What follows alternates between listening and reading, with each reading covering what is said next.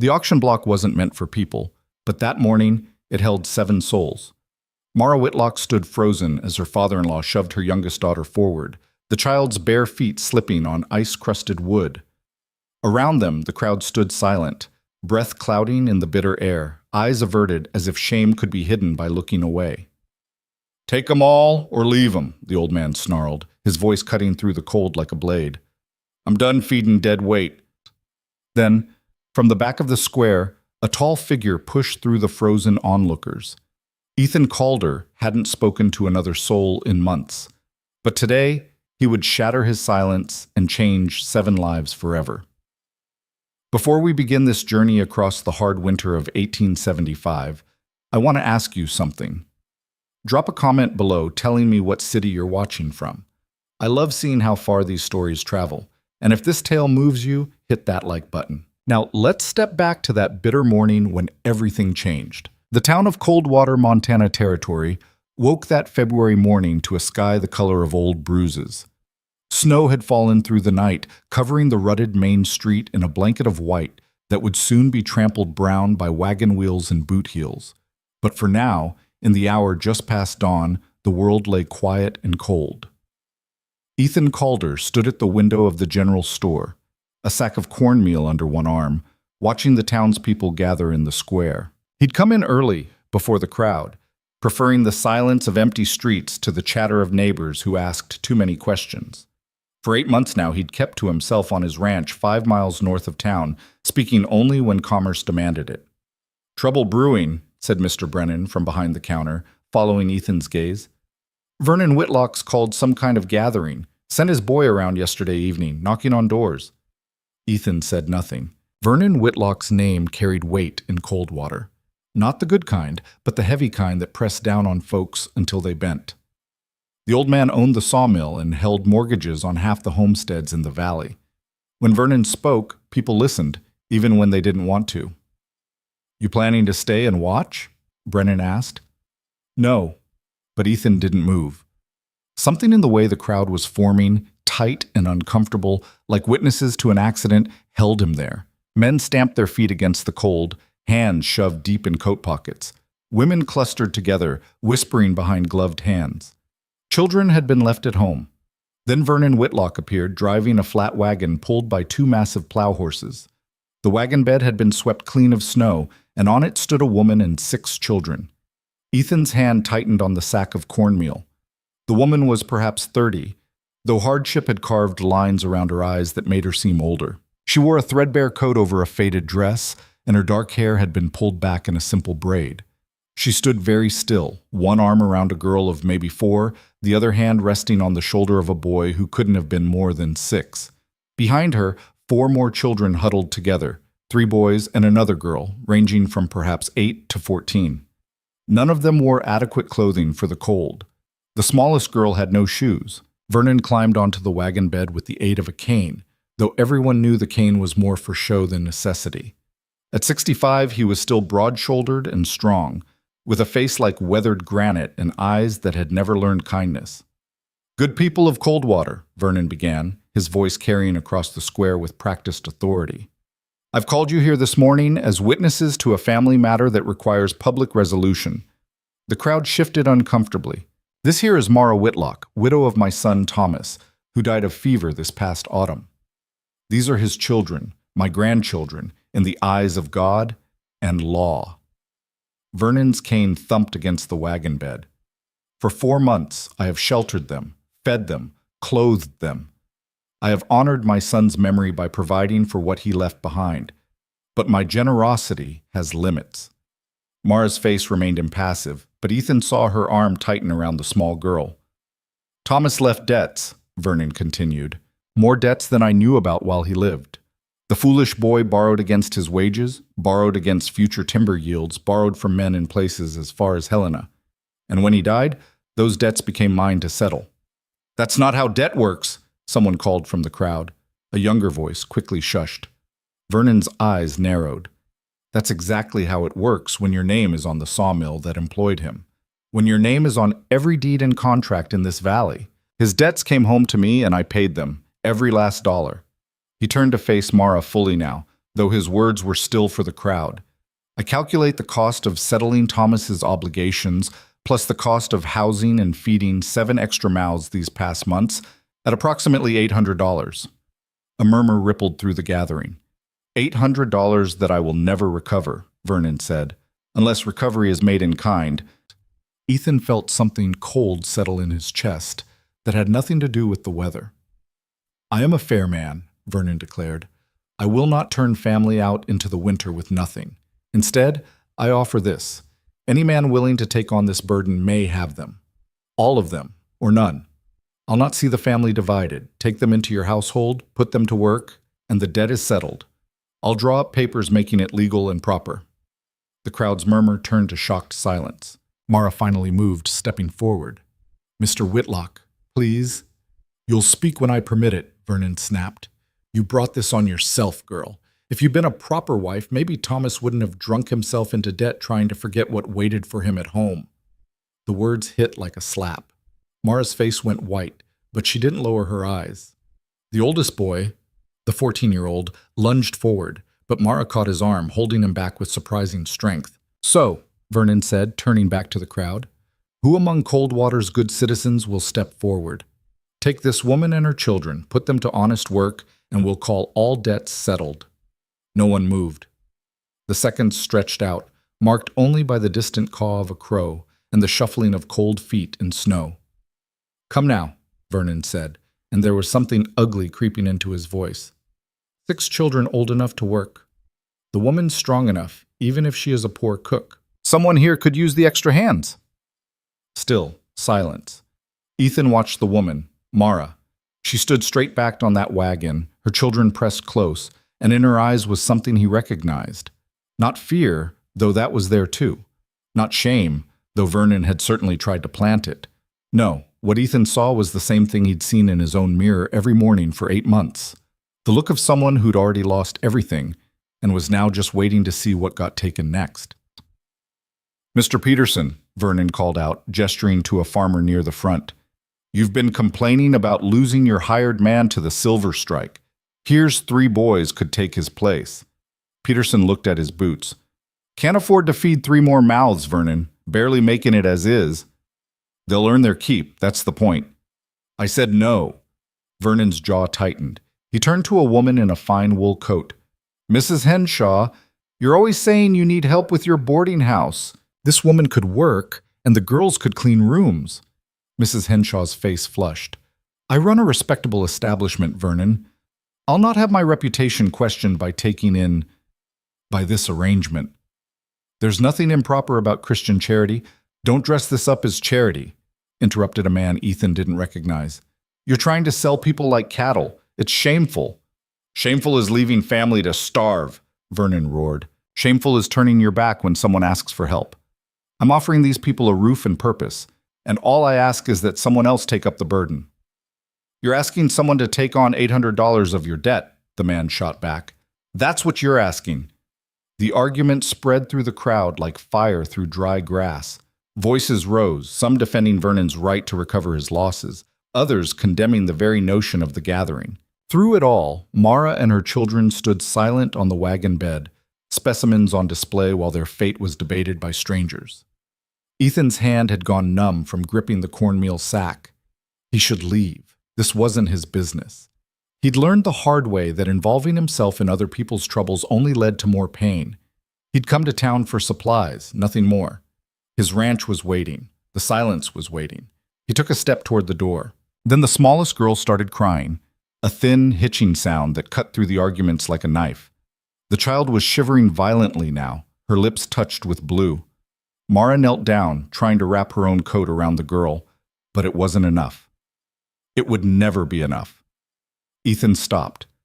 8 months ago, on a summer morning that felt like a lifetime past, he'd knelt beside a bed where his wife lay still and silent, her skin already cold. In the cradle next to her, their daughter, barely a day old, had stopped crying an hour before dawn. The doctor had said there was nothing anyone could have done. Childbed fever, fast and merciless. He'd buried them both on a hillside overlooking the ranch, under a sky so blue it hurt to look at. He'd built that ranch for them.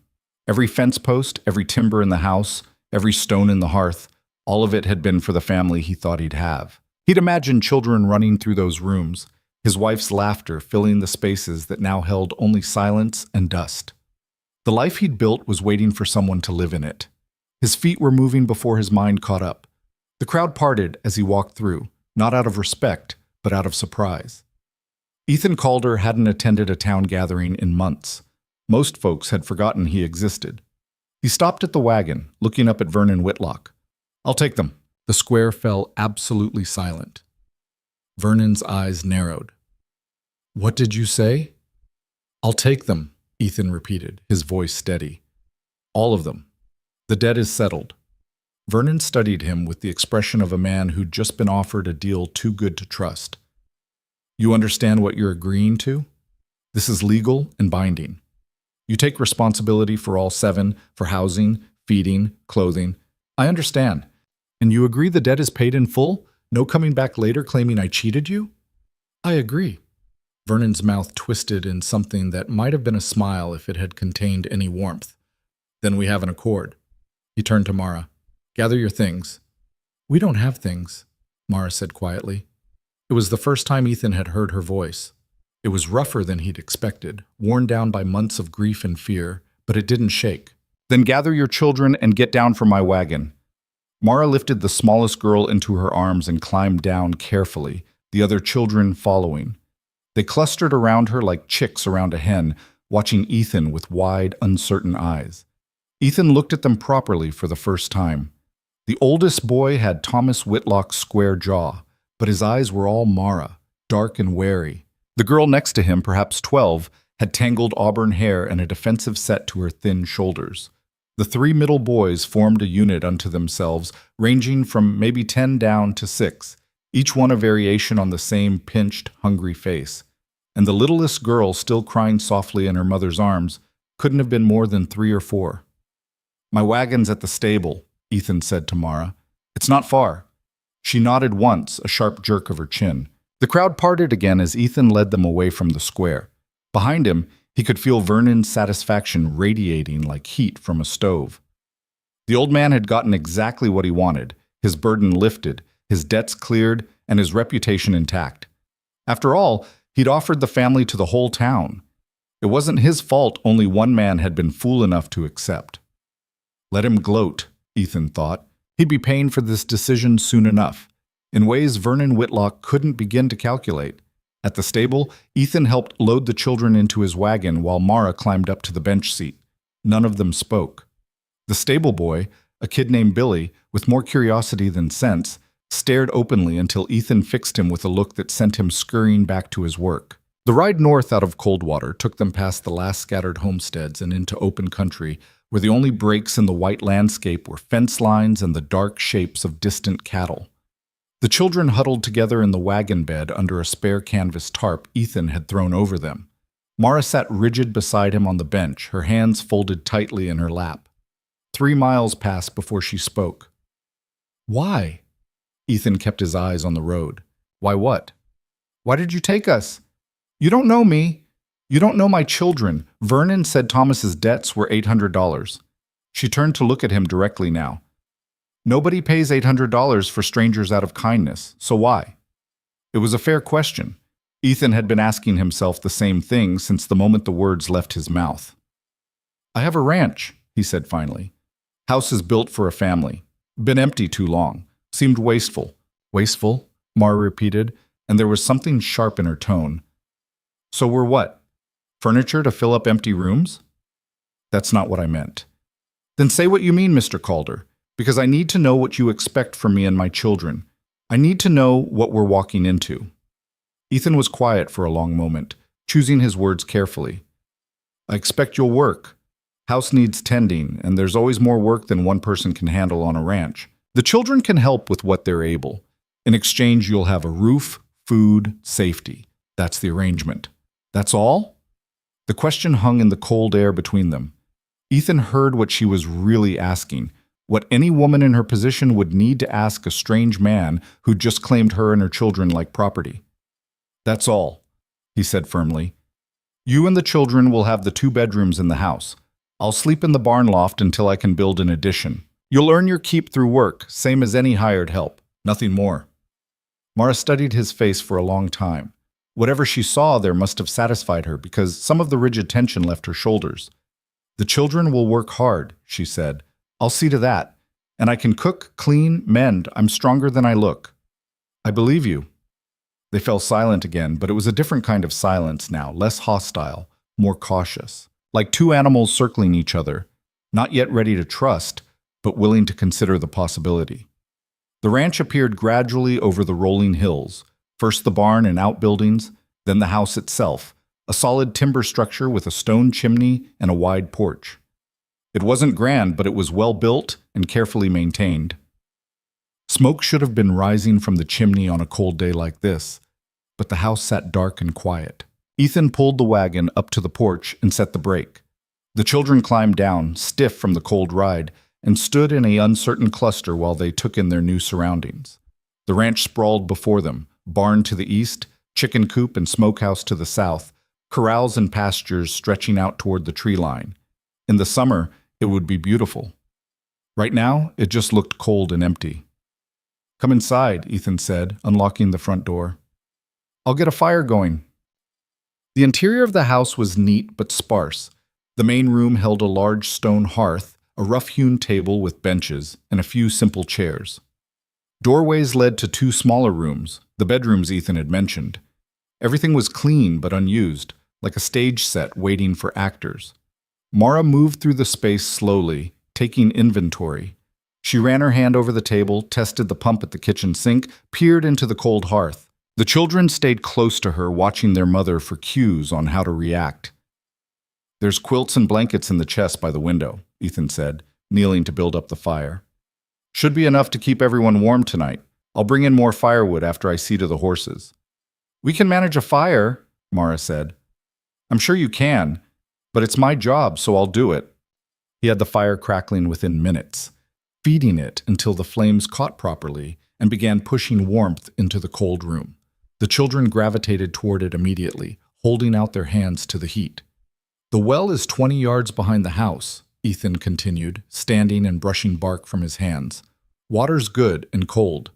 Privy is beyond that near the tree line. Chicken coop's got about a dozen hens. They've been laying poorly since I've been neglecting them, but that should improve with proper care. There's a root cellar stocked with potatoes, turnips, carrots, and onions. Smoked meat in the smokehouse, though supplies are running low. I was planning to butcher a steer next week. Mara was looking at him strangely. You're telling me where everything is like I'm going to be running this place. You are, Ethan said simply. Or you will be in part. I can't manage a ranch and maintain a household. That's why I... He paused, then pushed ahead. That's why I needed help. It wasn't quite the truth, but it was close enough to serve. What about school? This came from the oldest girl, speaking for the first time. Her voice was quiet but determined. In Coldwater, there was a school. Samuel and I went sometimes, when Grandfather would let us. School's in town, Ethan said. 5 miles, too far to walk in winter. So we just don't go? I didn't say that. I'm saying it's complicated right now. Let's get through today before we worry about tomorrow. The girl looked like she wanted to argue, but Mara put a hand on her shoulder and she fell silent. What are your names? Ethan asked, realizing he'd claimed an entire family without learning even that basic fact. The oldest boy answered first, his voice defensive. I'm Samuel. I'm 14 Shakian. Rosalie, said the girl who'd asked about school. I'm 12. The 3 middle boys went in descending order. Jacob, I'm 10. Matthew, 8. Daniel, I'm 6.5. They all looked to the smallest girl, still clinging to Mara's skirt. She buried her face in the fabric, refusing to speak. That's Eleanor, Mara said softly. She's 4. She doesn't talk much anymore. Not since her father died. Ethan felt something twist in his chest. He knelt down, bringing himself to Eleanor's level, though he was careful not to reach for her. That's all right, he said gently. You talk when you're ready. No rush. Eleanor peeked at him with one eye, then hid again. All right, Ethan said, standing. I need to tend the horses and check the cattle before dark. Mara, there's flour, beans, and salt pork in the pantry. Coffee too, if you drink it. Make whatever you can for supper. We'll figure out a proper routine starting tomorrow." "Wait," Mara said as he turned toward the door. "Mr. Calder. Ethan. Just Ethan. Ethan, then." She hesitated, as if the words were difficult to form. "Thank you for what you did. Whatever your reasons, you didn't have to step forward. You saved us from I don't know what. But thank you." Ethan nodded once, unable to meet her eyes. "Get settled. I'll be back before full dark." He escaped outside before she could say anything more, pulling his coat tight against the wind. The afternoon sun was already sinking toward the mountains, turning the snow pink and gold. In a few hours, it would be dark, and then the cold would really set in. In the barn, he unhitched the horses and rubbed them down, working with methodical care. The familiar rhythms of the work settled his nerves. This was what he knew: animals, tools, the solid reality of wood and leather and hay, not the complicated tangle of human need and obligation he'd just brought into his home. What had he done? $800. He'd just taken on $800 of debt, plus 7 more mouths to feed, plus the responsibility of keeping them all alive through what was shaping up to be a brutal winter. He should have walked away. Should have bought his cornmeal and ridden back to his quiet, empty house and let Vernon Whitlock's problems remain Vernon. Whitlock's problems. But he hadn't. He couldn't. Because standing in that square, watching those children shiver on Vernon's wagon, he'd seen something he couldn't ignore. He'd seen what happened when the world took everything from someone and then demanded even more. He'd seen the look in Mara's eyes, the same look he saw in his own mirror each morning, the look of someone holding on by threads that were fraying by the hour. And maybe some small part of him thought, if he could keep those threads from breaking for someone else, it might mean his own weren't quite so fragile after all. The work took him into twilight. By the time he returned to the house, smoke was rising steadily from the chimney and golden light glowed in the windows. He paused on the porch, suddenly uncertain. This was his house, but it felt different now, occupied, alive. He could hear voices inside, the clatter of dishes, the thump of small feet on wooden floors. He pushed open the door. The transformation was remarkable. In just a few hours, Mara had brought order to the chaos of their arrival. The table was set with his mismatched plates and cups. The fire burned steadily, warming the room to a comfortable heat. The children had shed their coats and were moving around with tentative purpose. Samuel was bringing in more firewood, Rosalie was helping her mother at the stove, and the younger boys had been set to folding blankets. "Supper's almost ready," Mara said without looking up from the pot she was stirring. "It's just bean soup and cornbread, but it's hot." "Smells good." "Don't lie. It smells like beans and desperation, but it'll fill bellies." Despite everything, Ethan almost smiled. They ate in awkward silence, the only sounds the scraping of spoons against bowls and the crack of the fire. The children wolfed down their portions like they'd been starving, which, Ethan realized with a sick feeling, they probably had been. Vernon had claimed to feed them, but clearly not well or often. "There's more," Mara said when the boys' bowls emptied. "Eat your fill. No sense in being hungry." Second helpings disappeared as quickly as the first. Eleanor ate slowly, methodically, never taking her eyes off Ethan. He pretended not to notice, letting her watch until she satisfied whatever questions she had. After supper, Mara organized the children for bed with the efficiency of a general deploying troops. The 2 bedrooms were small but adequate. The boys would share one, Mara, and the girls the other. There were protests from Samuel about being grouped with the babies, but Mara silenced them with a single look. "We're grateful for what we've been given," she said firmly, "and we'll make it work. No complaints." One by one, the children disappeared into the bedrooms. Ethan could hear them settling in. Whispered conversations punctuated by the rustle of blankets and the creak of ropes under mattresses he'd made but never used. Finally, only Mara remained in the main room. She stood by the table wiping down surfaces that were already clean, clearly uncomfortable with the silence. "I meant what I said," Ethan told her. "I'll sleep in the barn. You don't need to worry about—" "I'm not worried," Mara interrupted. "Or rather, I am worried, but not about that. I'm worried about whether we can actually do this, whether I can hold up my end of whatever bargain you think you made. You fed everyone, you organized sleeping arrangements. You made a cold house warm. I'd say you're holding up fine. That's just survival. I'm good at survival. But you need more than that from a ranch hand, don't you? You need actual work. And I don't know the first thing about ranching. You'll learn. The children will learn. That's how it works. Mara finally stopped her restless cleaning and looked at him directly. Why are you being kind to us? And don't tell me again that it's about filling an empty house. I'm not stupid, Ethan. I saw your face when you looked at Eleanor. I saw... She paused, choosing her words carefully. I saw grief, the same grief I carry. So I'm asking again, why? Ethan was quiet for a long time. The fire popped and settled, sending shadows dancing across the walls. I built this place for a family, he said finally. My wife and I, She died last summer. Childbed fever. The baby, too. I'm sorry. So am I. He moved to the hearth, adding another log, though the fire didn't really need it. Point is, this house was meant to be full of life, noise, purpose. Instead, it's been empty. And I thought maybe... He trailed off, unsure how to finish. You thought maybe we could fill it, Mara said softly. Give it the life it was supposed to have. Something like that. That's a lot of weight to put on strangers. I'm not asking you to replace anyone. I'm just asking you to live here, to let the house be what it was built to be. Mara moved to the window, looking out at the darkness beyond. My husband drank, she said quietly. Started after Matthew was born. Got worse with each child after that. I don't know if he was unhappy with me or with his life or just with himself. But the drinking led to debts, and debts led to shame, and shame led to more drinking. Vernon blamed me, said I drove Thomas to it by not being enough, pretty enough, sweet enough, obedient enough. Maybe he was right. He wasn't. You don't know that. I know Vernon Whitlock is a cruel man who twists truth to serve himself, and I know that no amount of a woman being enough stops a man from drinking if that's what he's determined to do. Mara turned from the window, and Ethan saw tears on her cheeks, though her voice remained steady.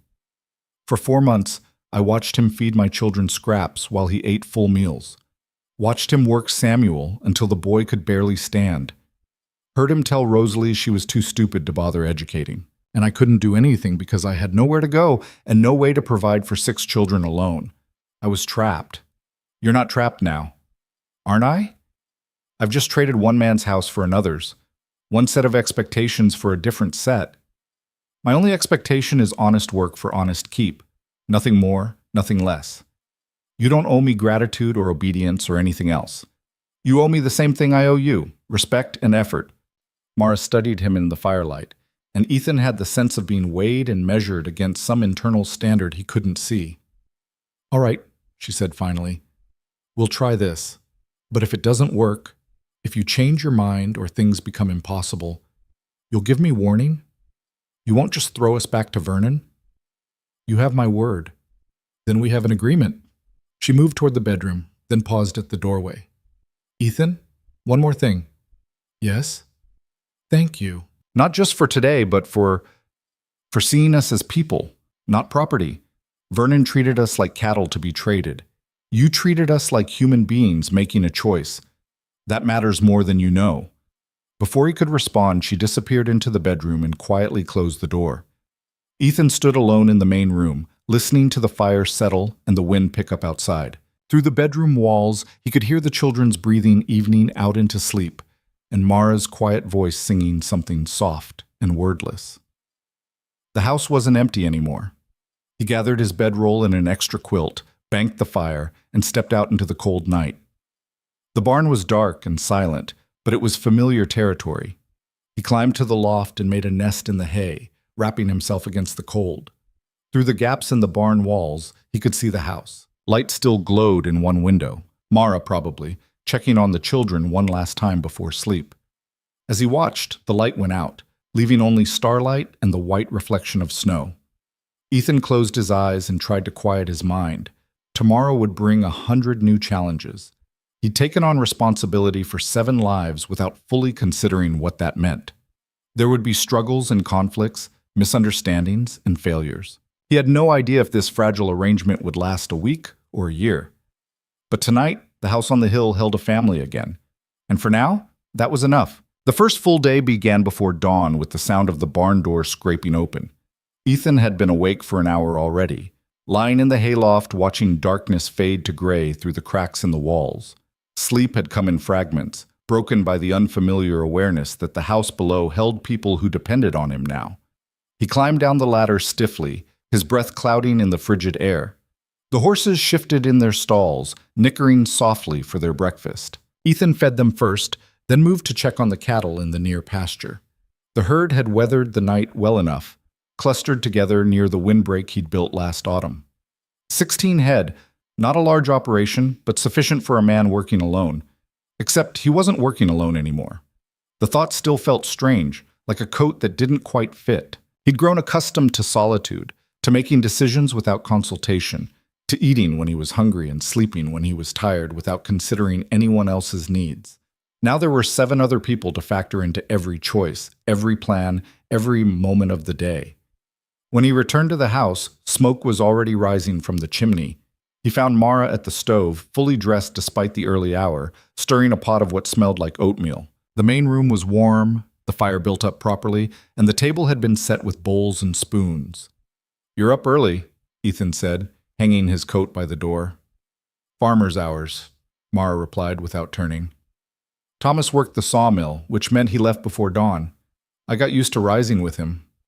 "The children still sleeping?" "For now. I thought I'd let them rest a bit longer. Yesterday was—" She paused, searching for the right word. "Exhausting." Ethan moved to the basin and washed his hands, the water so cold it made his fingers ache. "I need to ride out to check the fence line along the eastern boundary this morning. Should be back by midday.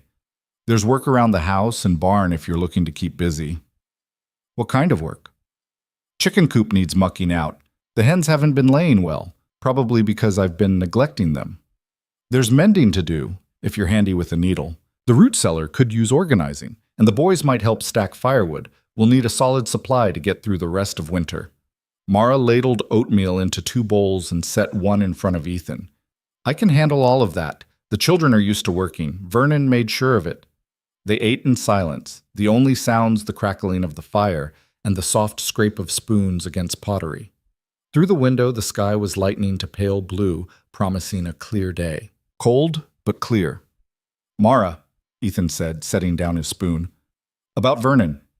Is he likely to cause trouble?" "What do you mean?" "I mean, is he the type to accept this arrangement, or is he going to come looking for reasons to take you back?" Mara's hand tightened on her spoon. "Vernon doesn't like to lose. And yesterday, in front of the whole town, he lost control of us. So yes, I think he'll try something eventually.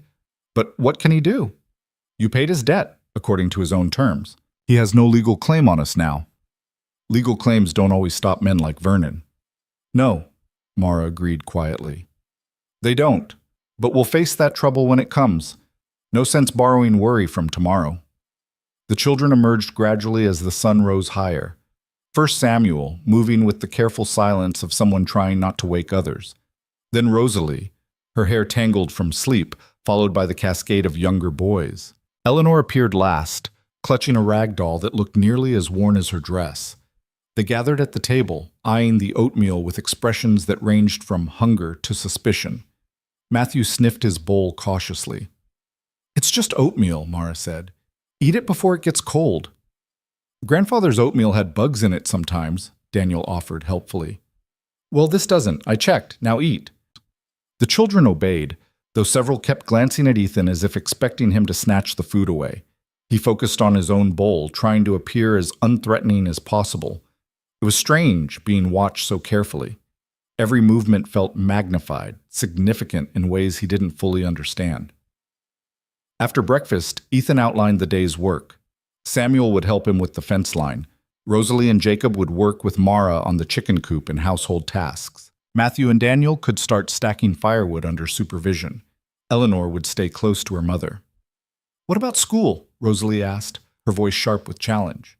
"You said we'd talk about it." "I said it was complicated," Ethan replied. "And it is. The schoolhouse is 5 miles away. That's a long walk in winter, especially for the younger ones." "I could walk it. So could Samuel and Jacob." "Maybe, but not today. Today we focus on getting settled. That's what grandfather always said. Not today, maybe tomorrow. And tomorrow never came. Mara put a hand on Rosalie's shoulder, a clear warning, but the girl shook it off. We're not stupid just because we're poor, Rosalie continued, her face flushed. We deserve to learn same as town children. I never said you didn't. Then why won't you let us go? Ethan felt every eye in the room on him. This was a test, he realized, not just from Rosalie, but from all of them. They were measuring him against Vernon, against Thomas, against every other adult who'd made and broken promises to them. You're right, he said finally. You deserve an education. So here's what we'll do. Give me a week to get things stable here, and I'll ride into town to talk to the school teacher. We'll figure out an arrangement that works. But I need your help to make that week successful. Can you do that? Rosalie studied him with narrowed eyes, clearly trying to determine if this was another empty promise. Finally, she nodded. 1 week. 1 week, Ethan agreed. The work began in earnest after that. Ethan saddled his horse while Samuel watched, the boy's hands shoved deep in his coat pockets against the cold. At 14, Samuel was nearly grown, with his father's height starting to show through his thin frame. But there was something guarded in his expression, a wariness that went deeper than normal teenage sullenness. You know how to ride? Ethan asked. Some. Grandfather let me ride the mill horses sometimes when I was younger. Well, you're not riding today. You'll walk with me along the fence line and help with repairs. I want to teach you how to maintain a ranch properly. Why? The blunt question caught Ethan off guard. Because you're here now, and because this kind of work is worth knowing. Grandfather said I'd work at the sawmill when I turned 15. Said it was my birthright since my father worked there. Do you want to work at a sawmill? Samuel was quiet for a long moment. I want to do something that's mine, he said finally. Not his. Not my father's. Mine. Then learn ranching. Learn it well. Maybe someday you'll have your own place. Something shifted in Samuel's expression. Not quite hope, but perhaps the shadow of it. All right, show me. They spent the morning walking the eastern boundary, Ethan pointing out weak spots in the fence, showing Samuel how to test the tension of barbed wire, how to reset posts that had worked loose in the frozen ground. The work was cold and demanding, but Samuel attacked it with fierce concentration, as if proving something to himself with every post he secured. Your mother said your father drank, Ethan said as they worked. He kept his tone casual, conversational. Samuel's hand stilled on the wire he was stretching. She tell you why? Said she didn't know. Said Vernon blamed her. Vernon blames everyone but himself for everything. Samuel yanked the wire tight with more force than necessary. My father drank because he was weak, because he couldn't stand up to his own father, because he'd rather drown in a bottle than face his family. The bitterness in the boy's voice was sharp enough to cut. I'm not saying that to excuse him, Samuel continued, or to make you feel sorry for us. I'm just telling you the truth. My father was a coward, and he left us with nothing but debts and shame. You're not responsible for his choices. Tell that to the people in town who cross the street when they see us coming. Tell that to Vernon, who looked at us like we were livestock to be sold off. Ethan secured the post they'd been working on and moved to the next section. People will think what they want to think. All you can control is who you choose to be. Your father's choices were his, yours are yours. Samuel was quiet after that, but he worked with renewed focus, as if channeling his anger into something productive. By the time they finished the fence line and headed back toward the house, the sun was high overhead and both of them were sweating despite the cold.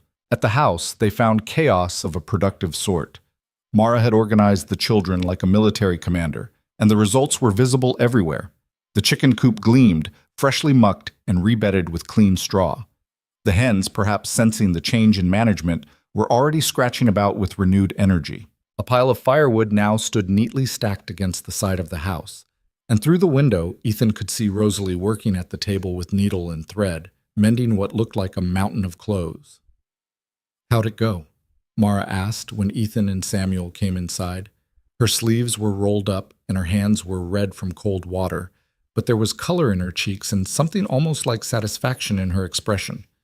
Fence line secure, Ethan reported. Samuel's a quick learner. The boy's face flushed slightly at the praise, but he said nothing. We found 3 eggs, Mara said, gesturing to the table where 3 brown eggs sat in a bowl. Not much, but it's a start. I'm hoping with better care the hens will produce more consistently. They will. They're good birds, just neglected. I know the feeling, Mara said, and there was something wry in her tone. That afternoon, Ethan showed Jacob and Matthew how to care for the horses, how to curry them properly, check their hooves for stones, measure out grain. The boys were tentative at first, nervous around animals so much larger than themselves, but they warmed to the work gradually. Matthew in particular seemed fascinated by the horses, running his small hands over their flanks with something close to wonder. "Can I ride one?" he asked. "Not today, but maybe soon, if you keep learning." "Promise?" Ethan hesitated. Promises were dangerous things to make to children who'd been disappointed too many times already. "I promise I'll teach you if you prove you can handle the responsibility." It was a careful answer, qualified and conditional, but Matthew accepted it with a grin that showed the gap where he'd lost a front tooth. Supper that evening was a more elaborate affair than the night before. Mara had found Ethan's stores of dried beans and salt pork and somehow transformed them into something approaching a proper meal. There was cornbread again, this time with a precious bit of butter scraped from the crock in the cold pantry. The children ate with slightly less desperation than the previous night, though their plates still emptied quickly. "Tomorrow I'll need to butcher that steer," Ethan said. "It's a 2-person job at minimum. Samuel, you ever helped with butchering?" "Some. Grandfather had me help when he slaughtered hogs." "This will be similar. We'll do it early, before the day warms up. The cold will help preserve the meat." Mara looked up from her plate. "I can help with the processing, cutting, salting, smoking. I've done it before." "Appreciated. We'll make it a full operation then."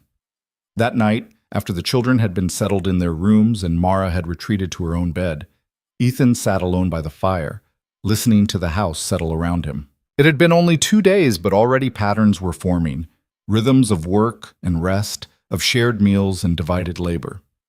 The children were beginning to relax incrementally, their shoulders not quite so tight, their eyes not quite so watchful. But Ethan knew this calm was fragile. They were still strangers sharing space, bound by necessity rather than affection. Trust would take time to build, and it could shatter in an instant if he made the wrong move or broke the wrong promise. He thought about Rosalie's challenge that morning, her demand for school. She'd been testing him, seeing if he was like Vernon, all talk and no follow-through. He'd bought himself a week, but that week would pass quickly.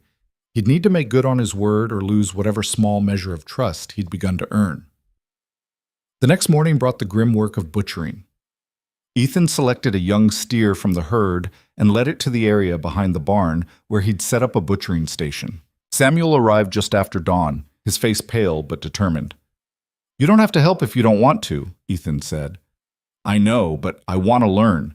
If I'm going to live on a ranch, I should know how to do ranch work. All of it." The work was bloody and difficult, but Samuel never flinched. Ethan talked him through each step, the quick kill, the bleeding, the skinning, and gutting. It was brutal education, but necessary for life on the frontier. By mid-morning, they had the carcass quartered and hanging, ready for Mara to begin processing. She appeared with Rosalie in tow, both women carrying knives and wearing aprons fashioned from flour sacks. Mara surveyed the carcass with a practiced eye. "Good clean work," she said. "We can save almost everything." For the rest of the day, the homestead became a hive of coordinated activity. Mara and Rosalie butchered the quarters into manageable cuts. Ethan and Samuel built up the fires in the smokehouse and prepared the salt brine. Jacob and Matthew were tasked with keeping the fires fed and steady. Even Daniel and Eleanor had jobs, carrying scraps to be rendered for tallow, fetching water, running messages between the workstations. It was exhausting work, but there was something almost cheerful in the effort. The children bantered with each other, their voices rising in the cold air. Mara hummed while she worked, some tune Ethan didn't recognize.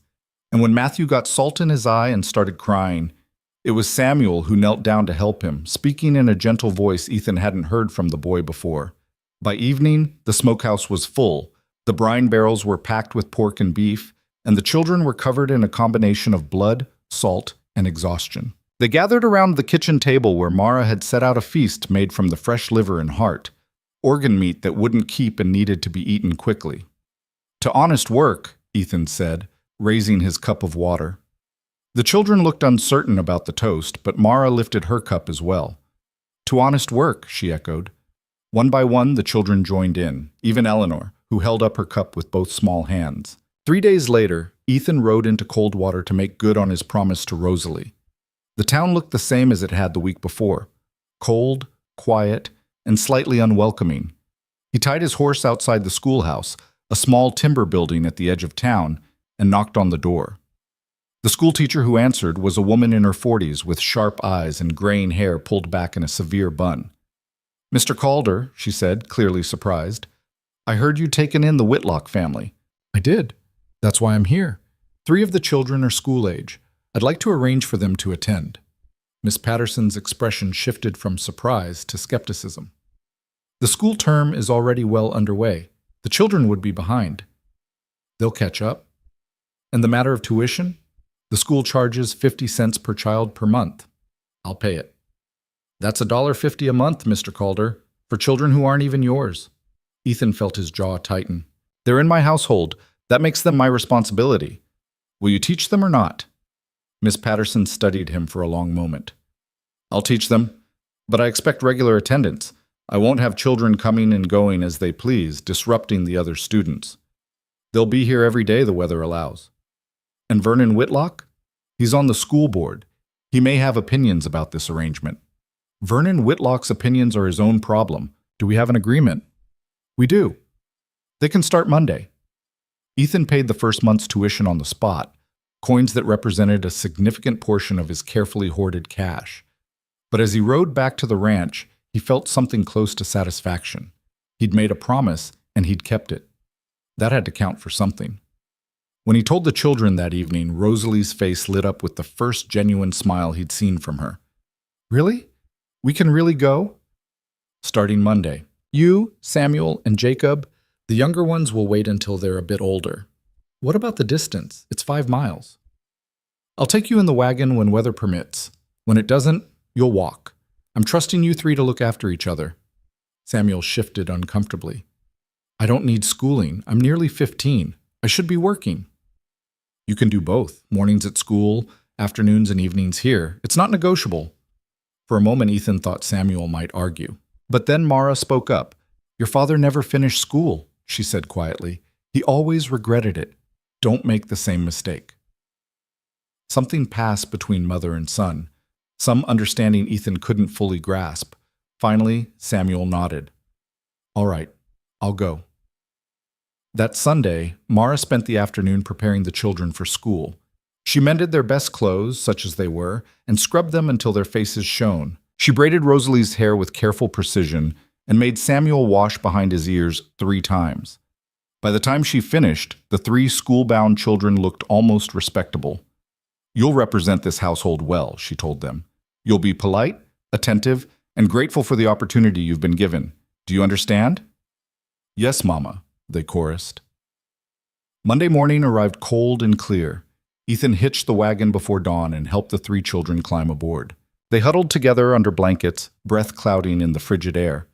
Mara stood on the porch watching, Eleanor balanced on her hip. "You'll pick them up this afternoon?" she called.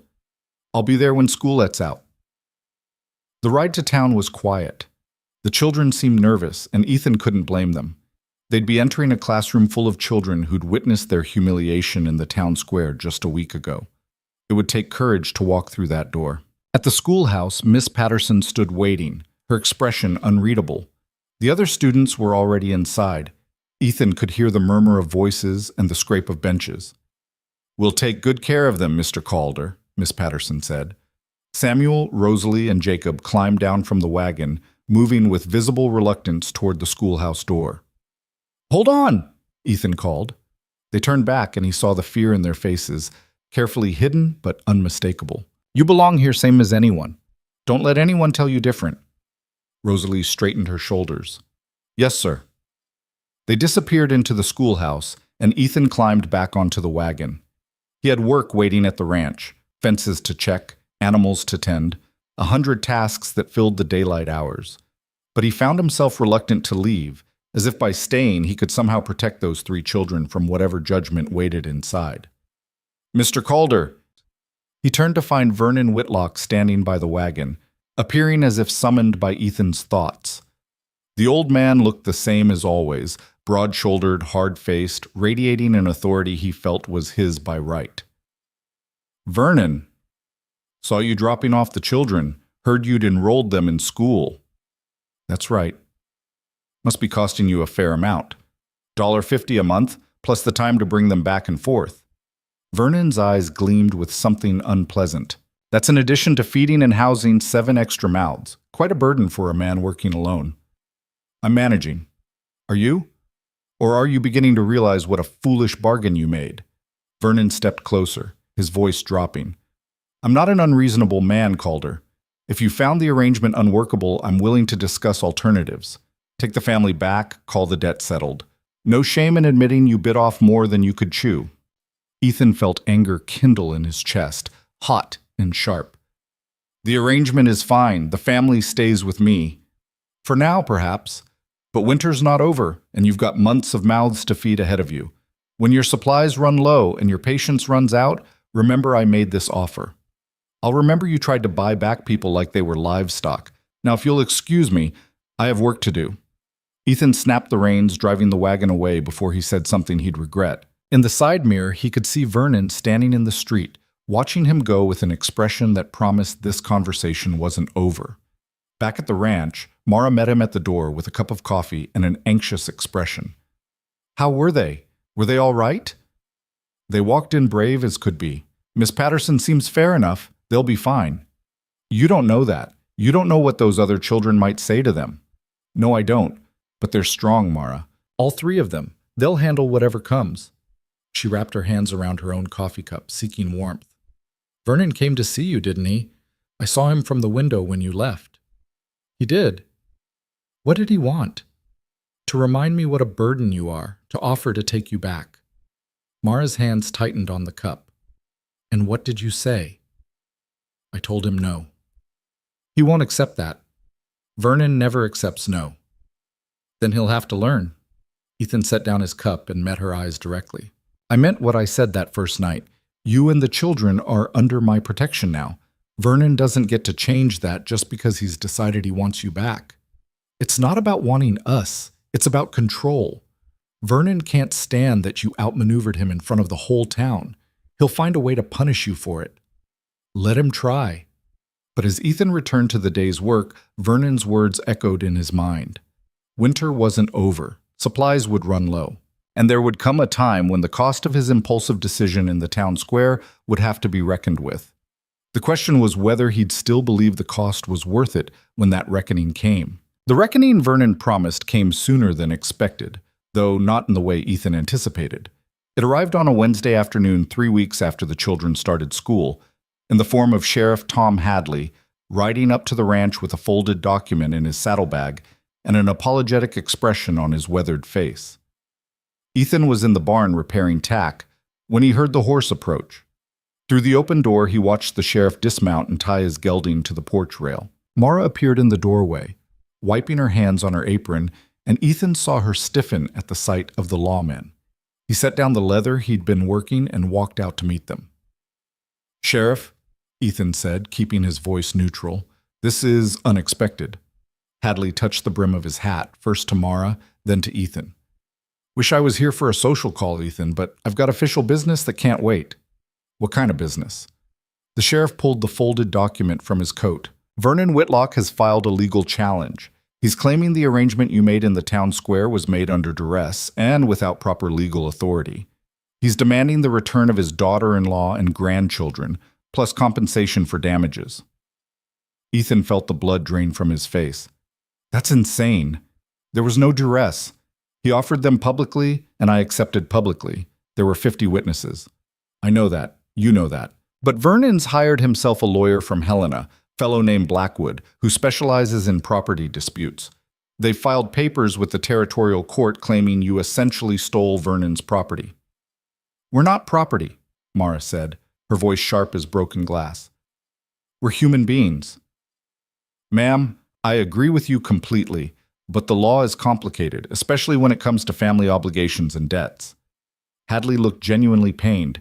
Vernon claims that as head of the Whitlock family, he had legal authority over his son's widow and children. He says the public offering was just theatrics meant to shame the town, not a legitimate transfer of guardianship. That's a lie, Ethan said flatly. He wanted to be rid of them. He said so explicitly. Again, I believe you, but Blackwood's built a case around Vernon's supposed intention versus what actually happened. They're arguing that no reasonable person would actually give away family members, so the offer couldn't have been legally binding. Mara's hand found the porch railing, gripping it so hard her knuckles went white. So what happens now? There's going to be a hearing. Judge Morrison will ride out from Helena next month to hear the case. Both sides will present evidence and testimony. The judge will make a ruling. And until then? Ethan asked. Until then, things stay as they are. You keep the family, but you can't leave the territory. And Vernon's been granted supervised visitation rights, 1 hour a week, here at the ranch, with me present to ensure everything stays civil. No. The word came from Mara like a whip crack. Absolutely not. I will not subject my children to that man's presence. Not after everything he's done. Hadley's expression softened with sympathy. Mrs. Whitlock, I understand. Truly I do. But if you refuse, it gives weight to Vernon's claim that you're being held against your will. The judge needs to see that the children are safe and that they have the option of maintaining family relationships. Family, Mara spat the word. Vernon wouldn't know family if it bit him. He starved my children. He worked Samuel like a mule. He told Rosalie she was worthless. And now he wants visitation rights? He wants them back, Hadley said gently. The visitation is just legal maneuvering. Blackwood's strategy is to document that you want to see Vernon, that the children miss their grandfather, and that this whole situation is Ethan imposing his will on an unwilling family. If you refuse to cooperate, it plays right into their hands. Ethan stepped forward. So we let Vernon come here. Let him poison the children's minds. Let him gather ammunition to use against us in court. You let him come here and you document everything. Every word he says, every interaction with the children. I'll be present as witness. If he steps out of line, if he threatens or manipulates, it goes on record. But you have to give him the rope to hang himself with. That's asking a lot, Ethan said. I know, but it's the only way through this that doesn't end with you losing them before the hearing even starts. Hadley looked between them, his expression grave. Vernon's got money and he's got influence. This lawyer he's hired doesn't come cheap, and Blackwood doesn't take cases he thinks he'll lose. You need to take this seriously. After the sheriff left, Mara stood on the porch staring at the horizon where the mountains cut jagged edges against the pale sky. Ethan waited, giving her space to process what they'd just learned. Inside, he could hear Matthew and Daniel playing some kind of chasing game, their laughter echoing through the rooms. Eleanor was singing to herself in that wordless way she had, a sound like wind through grass. I won't go back to him, Mara said finally. I'd rather take the children and run, disappear into the mountains or head for Canada. Anything but go back. Running would prove Vernon right, that you were coerced, that you're not here by choice. And staying means watching him try to manipulate my children, watching him plant seeds of doubt. He'll tell them I'm an unfit mother. He'll tell them they'd be better off in his care. He'll promise them things you can't provide.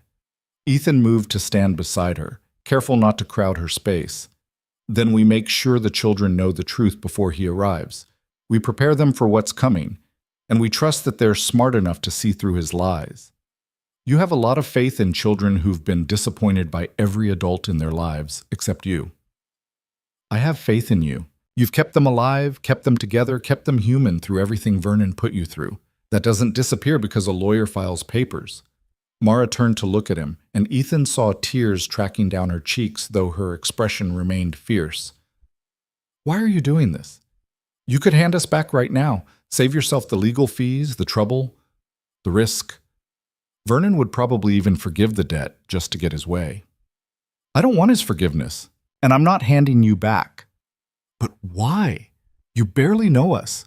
We've been here less than a month. What are we to you that's worth fighting a legal battle for? Ethan searched for words that would explain what he barely understood himself. When I lost my wife and daughter, this place became a tomb. Every room echoed with who should have been in it. Every meal was a reminder of chairs that should have been filled. I was living in a monument to grief, and it was killing me by inches. He gestured toward the house, where the children's voices still filtered through the walls. Then you arrived, and suddenly the house was what it was always meant to be, full of life and noise and purpose. The children run through those rooms. You cook at that stove. Samuel's learning to work the ranch. Rosalie's reading books by the fire. Even Eleanor's starting to hum around me without hiding. So we're filling a gap for you, playing the parts of the family you lost. No, you're becoming the family I have. There's a difference. Ethan's voice roughened with emotion he rarely let surface.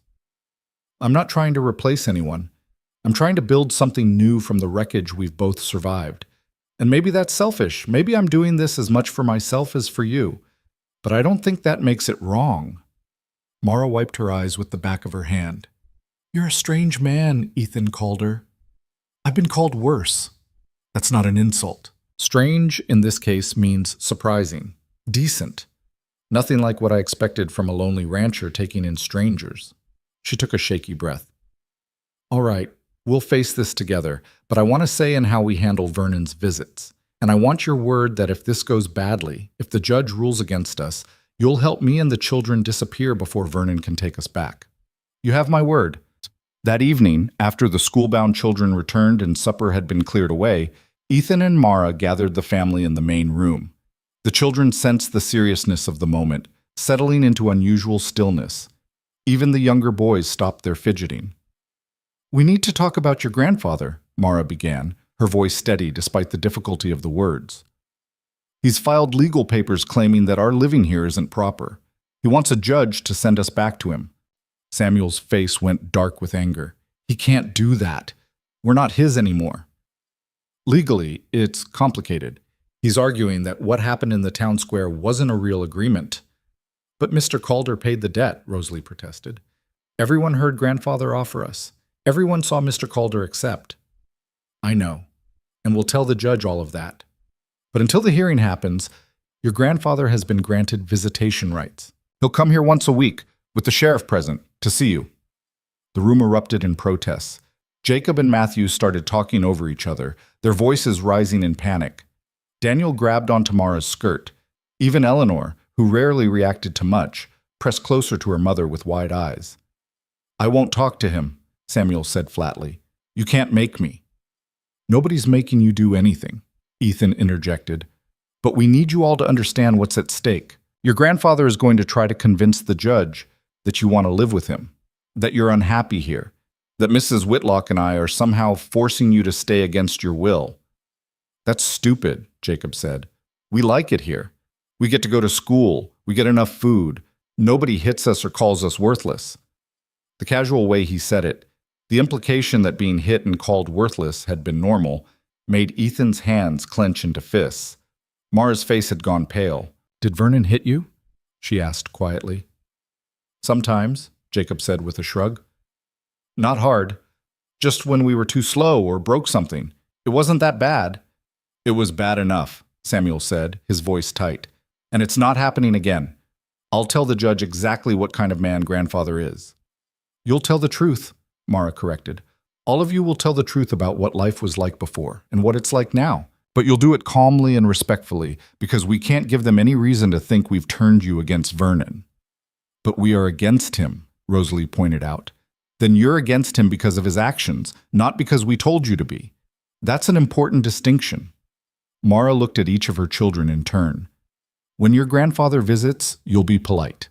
You'll answer his questions honestly. And you'll remember that the sheriff will be watching and listening to everything that happens.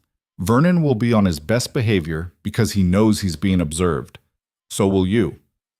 What if he promises us things? Matthew asked, like he did before. What kind of things did he promise you before? New clothes, a pony. Said he'd let me work at the sawmill when I got older. Same as father. Matthew's face scrunched up with memory. But he never did any of it. Said we had to earn it first, but nothing we did was ever good enough. If he makes promises during the visits, listen politely and don't argue, Mara instructed. Then tell me and Mr. Calder immediately afterward. We'll write down everything he says. It'll be evidence. The children absorbed this with varying degrees of understanding. The older ones grasped the gravity of the situation, while the younger ones seemed more confused than worried. Eleanor had fallen asleep against Mara's shoulder, her small body relaxed in the trust that her mother would handle whatever trouble was coming. After the children had been sent to bed, Ethan sat with Mara by the dying fire, both of them too restless for sleep. "I need to find a lawyer," Ethan said, "someone who can counter whatever Blackwood throws at us. Lawyers cost money, good ones cost a lot of money. I have some savings. The ranch turns enough profit to keep me comfortable. It'll be tight, but I can manage." Mara shook her head. "You've already spent $1.50 a month on schooling. You're feeding 9 people instead of 1. You slaughtered your steer early because we needed the meat, and now you're talking about hiring a lawyer to fight a case that isn't even yours to fight. It is mine. The moment I claimed you in that square, it became mine." "You claimed me like I was property," Mara said, but there was no heat in her voice. "Isn't that what we're fighting against? Vernon treating us like property he could dispose of? It's different. Is it? You paid a debt and took possession of 7 people. How is that different from Vernon offering us to settle that same debt?" Ethan was quiet for a long moment, staring into the embers. "The difference is what happens after. Vernon offered you to get rid of a burden. I accepted because I saw people who needed help and I had the means to provide it. What we build from that moment forward is what matters. And what we're building is a household where everyone has value and agency, where children go to school and adults share the work, where nobody is property. And yet the law might not see it that way. The law might say Vernon has rights as the family patriarch, as the grandfather, as the man who sheltered us when Thomas died. Then we change what the law sees. We prove that this household is legitimate, that the children are thriving, that you're here by choice." "Am I?" Mara asked softly. "Here by choice?" The question hung between them like smoke. Ethan met her eyes across the firelight and saw the genuine uncertainty there. She wasn't challenging him. She was asking herself out loud whether she'd truly chosen this life or simply accepted it as the least terrible option available. "I don't know," Ethan admitted. "You were in an impossible situation. I offered an escape. Maybe that's not the same as a real choice. But what I can tell you is that every day you stay, that becomes more of a choice. Every day you choose to work this ranch, to raise your children here, to share meals and make this house a home, those are choices. Real ones. And if I chose to leave, to take the children and go somewhere else, then I'd help you leave. I'd give you money for the journey and supplies to get wherever you were going. I'd even testify in court that you left of your own free will if it came to that." Mara studied him with an expression he couldn't quite read. "You mean that?" "I do." "You're a very strange man, Ethan Calder," she said again, echoing her earlier words. "Most men would say the debt bought them rights, that the arrangement was binding regardless of my feelings about it. I'm not most men, and you're not a possession I bought. You're a person who deserves to decide her own path, even if that path leads away from you and this ranch." Even then, Mara was quiet for a long time, her eyes distant with thought. Finally, she spoke. "I'm not leaving. Not because I'm trapped, or because I have no other options. I'm staying because this is the first place in years where my children are safe and fed and allowed to be children. Because you've kept every promise you've made to us. Because this house feels more like home than anywhere I've lived since I married Thomas." She paused, then added, "And because I think you need us as much as we need you, even if you won't admit it." "I might have admitted it. Earlier. You admitted you wanted the house to be full. That's not the same as admitting you need the people filling it." Ethan felt something shift in his chest, some wall he'd built after his wife died beginning to crack. "Maybe I'm learning the difference." Vernon's first visit came on Saturday morning. Ethan spotted the wagon from a distance, Vernon driving, Sheriff Hadley riding alongside. The children had been prepared, dressed in their cleanest clothes and instructed to be calm and truthful, but preparation couldn't quite mask the tension that gripped the household as the wagon rolled to a stop outside. Vernon climbed down stiffly, his expression unreadable. He dressed formally for the occasion, wearing a suit that Ethan suspected was meant to emphasize his prosperity compared to the rough work clothes Ethan wore. Hadley dismounted and took up a position near the porch, notebook in hand. "Mara," Vernon said, his voice carrying false warmth, "it's good to see you looking well." "Vernon," Mara's tone was flat, giving nothing away. "And my grandchildren. Come here, let me look at you." The children moved forward reluctantly, forming a line like soldiers under inspection. Vernon walked along, studying each one with theatrical concern. "Samuel, you've grown. Hard work agrees with you." He turned to Rosalie. "And you, child, are you keeping up with your studies?" "Yes, sir." "Good, good. Education is important, even if—" He trailed off meaningfully, leaving the implication hanging. "Even if you're just a girl. Even if you'll never amount to much." Ethan saw Rosalie's jaw tighten, but she said nothing. Vernon moved down the line, making similar observations, each one laden with subtle criticism or false praise. When he reached Eleanor, he knelt down with a show of grandfatherly affection. "And little Eleanor, have you been a good girl?" Eleanor stared at him with those wide, solemn eyes and said nothing. Vernon's smile thinned. "She still doesn't talk much?" he asked Mara. "She talks when she has something to say." "Pity. A silent child is often a troubled one. Perhaps she'd do better in a more stable environment." "This environment is perfectly stable," Ethan said, speaking for the first time. Vernon straightened, turning his attention to Ethan with barely concealed contempt. "Is it? A ranch run by a widower with no experience raising children? A woman working herself to exhaustion, trying to maintain a household she has no legal right to? Children pulled from their family and forced into a stranger's care?" "Nobody forced anything. You offered them and I accepted. I offered them temporary shelter until a proper arrangement could be made. You took advantage of a grandfather's grief and desperation." "That's not how anyone else remembers it," Hadley interjected quietly. "I've taken statements from several witnesses. They all confirm you offered the family permanently to settle debts." Vernon's face flushed with anger, but he controlled it quickly. "Then the witnesses misunderstood. My intention was always to maintain my family. Temporarily placing them in another's care doesn't dissolve the bonds of blood." "Blood doesn't give you the right to starve children," Mara said, her voice cold, "or work them like animals, or tell them they're worthless. I discipline them. There's a difference. A concept Mr. Calder here might learn before he ruins them with softness." Vernon turned back to the children. "Tell me truthfully, have you been happy here? Has this stranger treated you well, or are you afraid to speak up?" Samuel stepped forward, his young face set with determination. "We're happy here. We get enough to eat. We go to school. Mr. Calder treats us with respect. We're not afraid of anything except being forced to go back to you." "Samuel," Vernon's voice sharpened, "you've been poisoned against me. Can't you see that? This man has turned you against your own blood. You turned me against you all by yourself. Every time you hit me for being too slow. Every time you told me I'd never be as good as father. Every time you—" "That's enough," Mara interrupted, putting a hand on Samuel's shoulder. "We're not doing this." Vernon's expression had gone hard as granite. "You see, Sheriff, you see how they've been coached? The boy would never speak to me that way if he hadn't been manipulated." "The boy's speaking his mind," Hadley said, making notes. "That's what I'm here to observe. His mind has been corrupted. These children need to be removed from the situation before more damage is done." "The only damage being done is by you," Ethan said, his patience finally breaking. "You came here supposedly to visit with your grandchildren, but all you've done is criticize and accuse. You haven't asked them about school, haven't asked what they're learning, haven't shown one genuine moment of interest in their well-being. I don't need lessons on family from a man who couldn't even keep his own wife alive."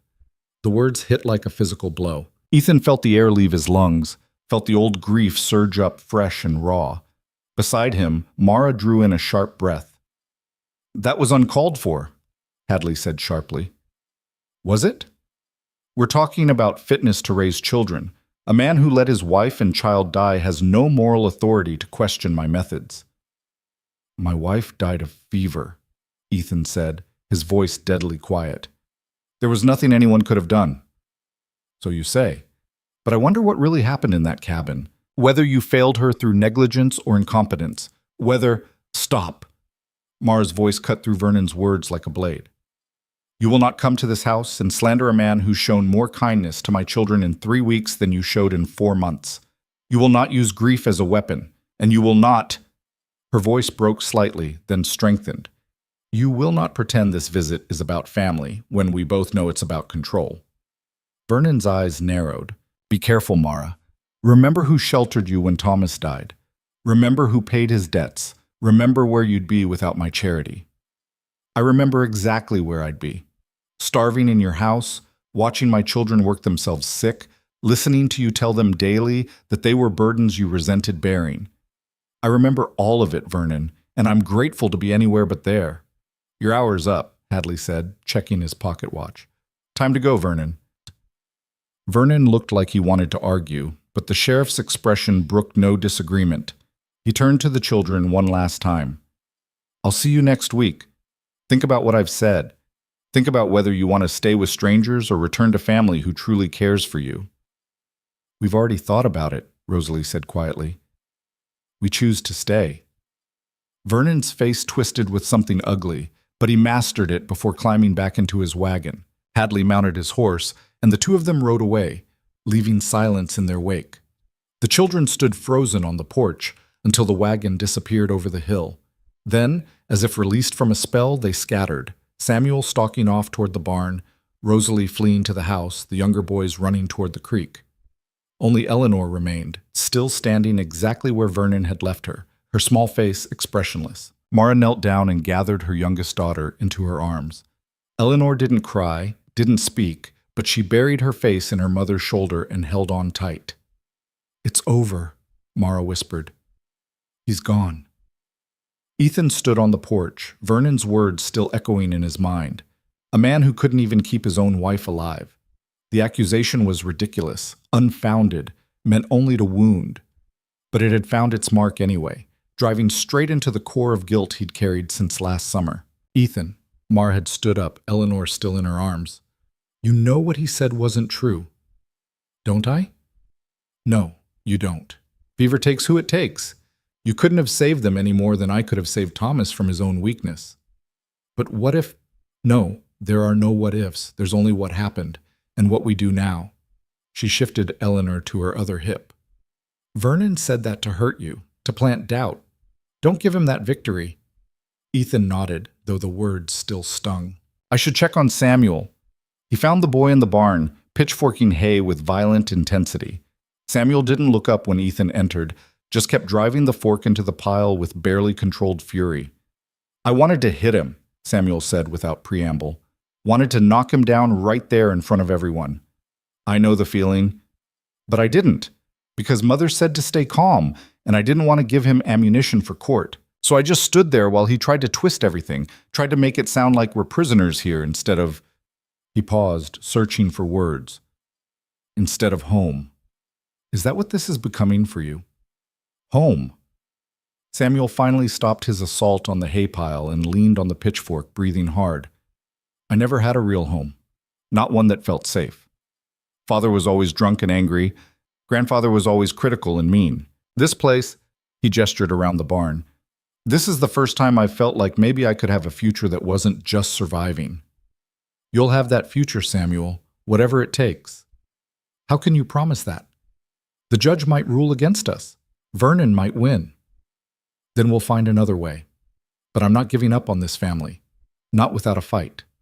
Samuel studied him for a long moment, and Ethan saw the boy measuring him the same way Mara had, trying to determine if these were just words or genuine commitment.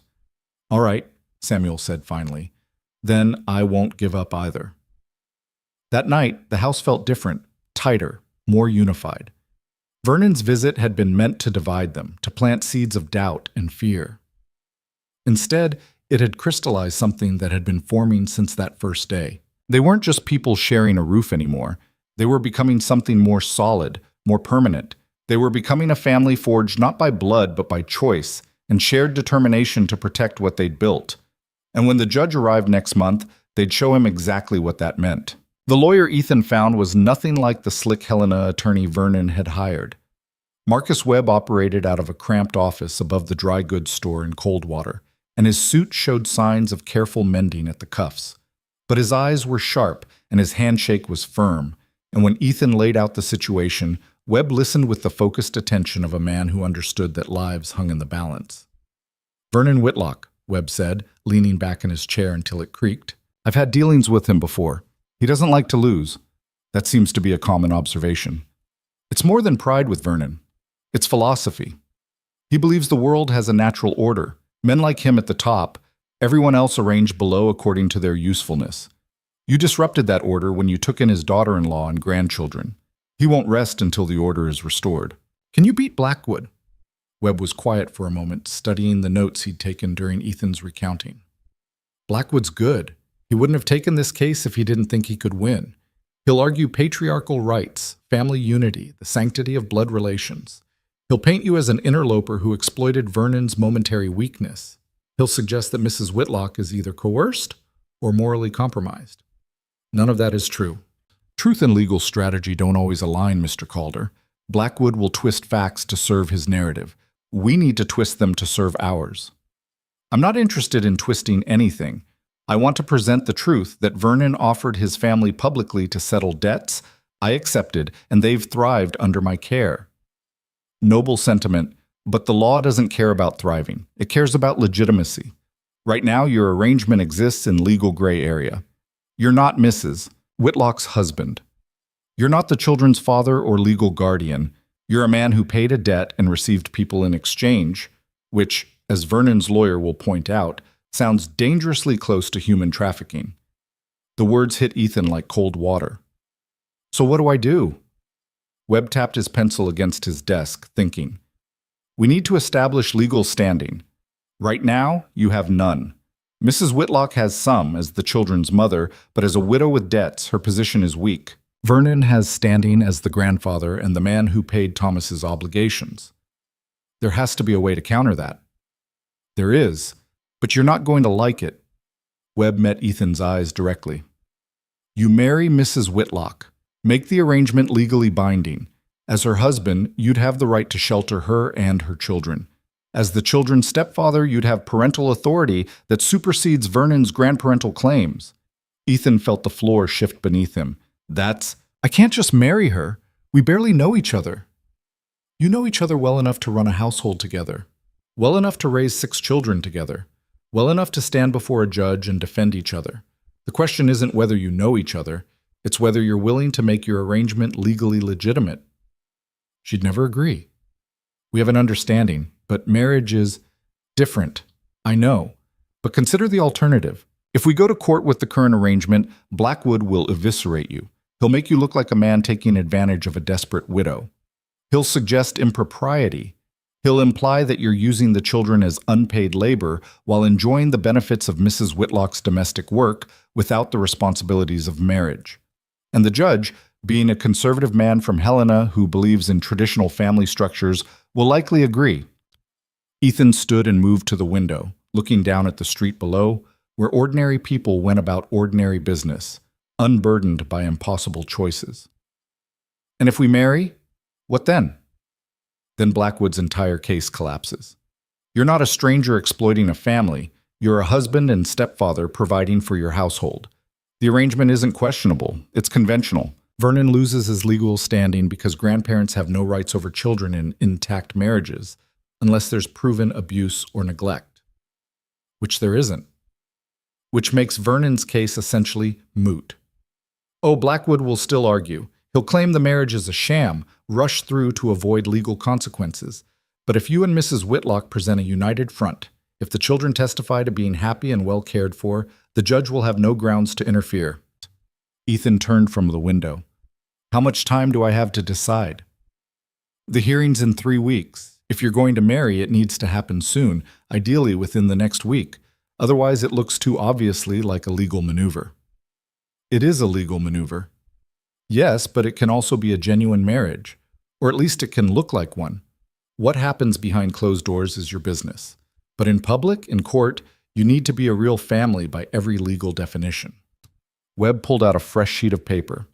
Talk to Mrs. Whitlock, see what she says. If she agrees, come back and we'll make arrangements. If she doesn't, he shrugged, then we prepare for a much harder fight. The ride back to the ranch took forever and no time at all. Ethan's mind spun with the implications of what Webb had suggested. Marriage. To a woman he'd known for less than 2 months. A woman who was still grieving her first husband, still finding her footing in a life that had been upended repeatedly. A woman who'd made clear she valued her independence and agency. How could he possibly ask her to give that up, even for the sake of her children's safety? But as the ranch came into view, as he saw smoke rising from the chimney and heard the distant sound of the children playing, he knew he had no choice. If marriage was what it took to protect this fragile family they'd built, then he'd have to find the courage to propose it. He found Mara in the kitchen, kneading bread dough with methodical efficiency. Flour dusted her hands and forearms, and a strand of dark hair had escaped her braid to curl against her cheek. She looked up when he entered, and something in his expression made her hands still. What happened? I talked to the lawyer, Marcus Webb. He's willing to take the case. That's good news. Yes and no. Ethan pulled out a chair and sat heavily. He says our current arrangement won't hold up in court, that Vernon's lawyer will tear it apart, and the judge will likely side with Blood family over a stranger's charitable gesture. Mara's face paled. So we're going to lose? Not necessarily. Webb has a strategy, but it requires... He stopped, unsure how to continue. Requires what? It requires us to marry. The words fell into silence. Mara stood frozen at the table, hands still buried in dough, staring at him with an expression he couldn't read. Marry, she repeated finally. As in, legally bind ourselves to each other. As in, create a legitimate family structure that Vernon can't challenge. As your husband, I'd have the legal right to provide for you and the children. As their stepfather, I'd have authority that supersedes Vernon's grandparental claims. It would eliminate his legal standing entirely. So this would be a marriage of convenience, a legal strategy.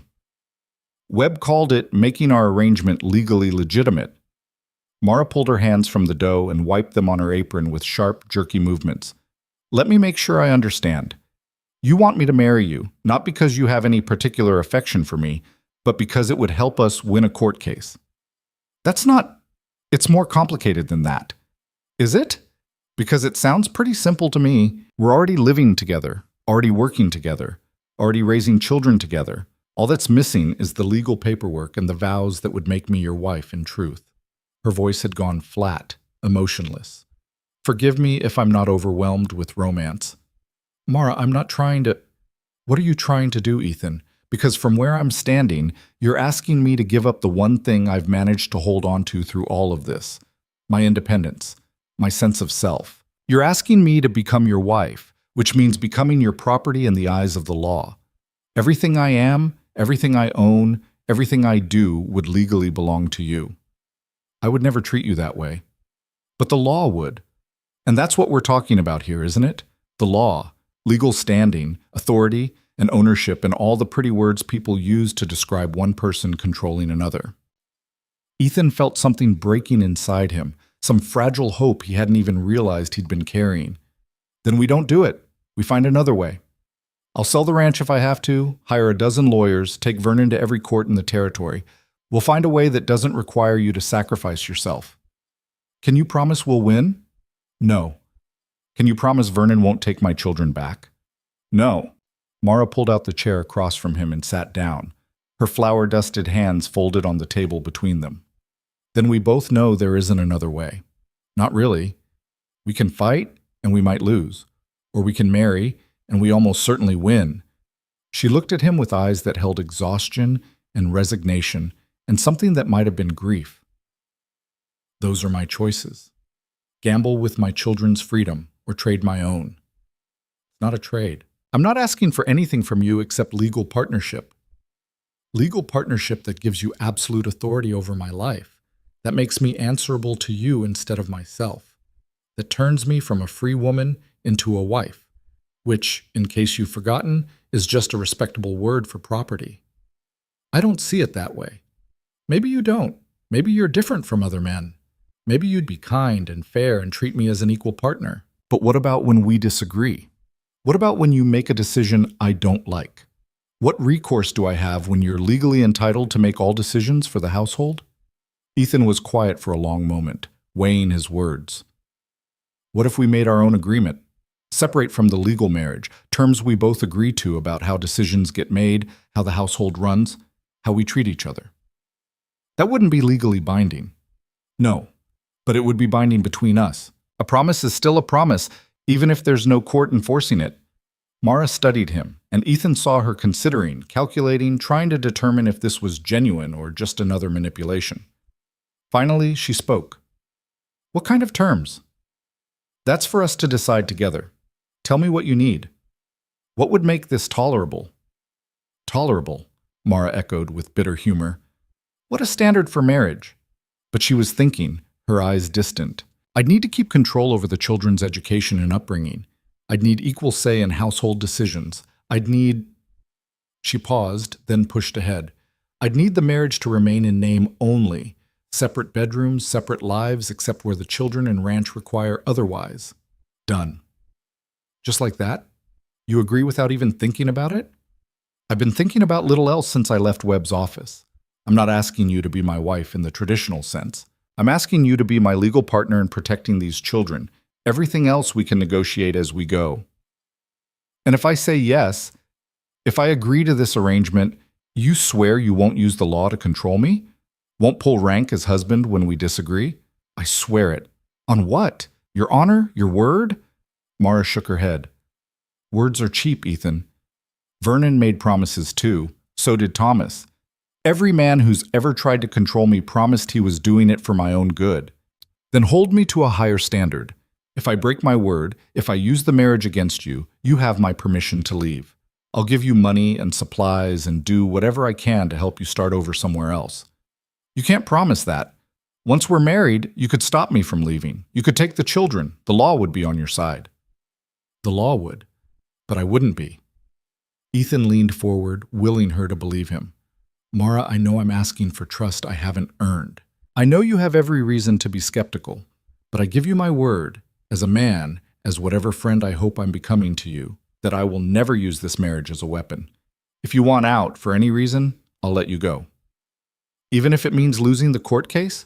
Losing the children back to Vernon? Even then, your freedom matters more than winning. Mara's eyes were bright with unshed tears. You say that now, but once we're married, once you have the power, then test me. Set conditions. Make me prove it. Ethan's voice was rough with emotion he rarely let show.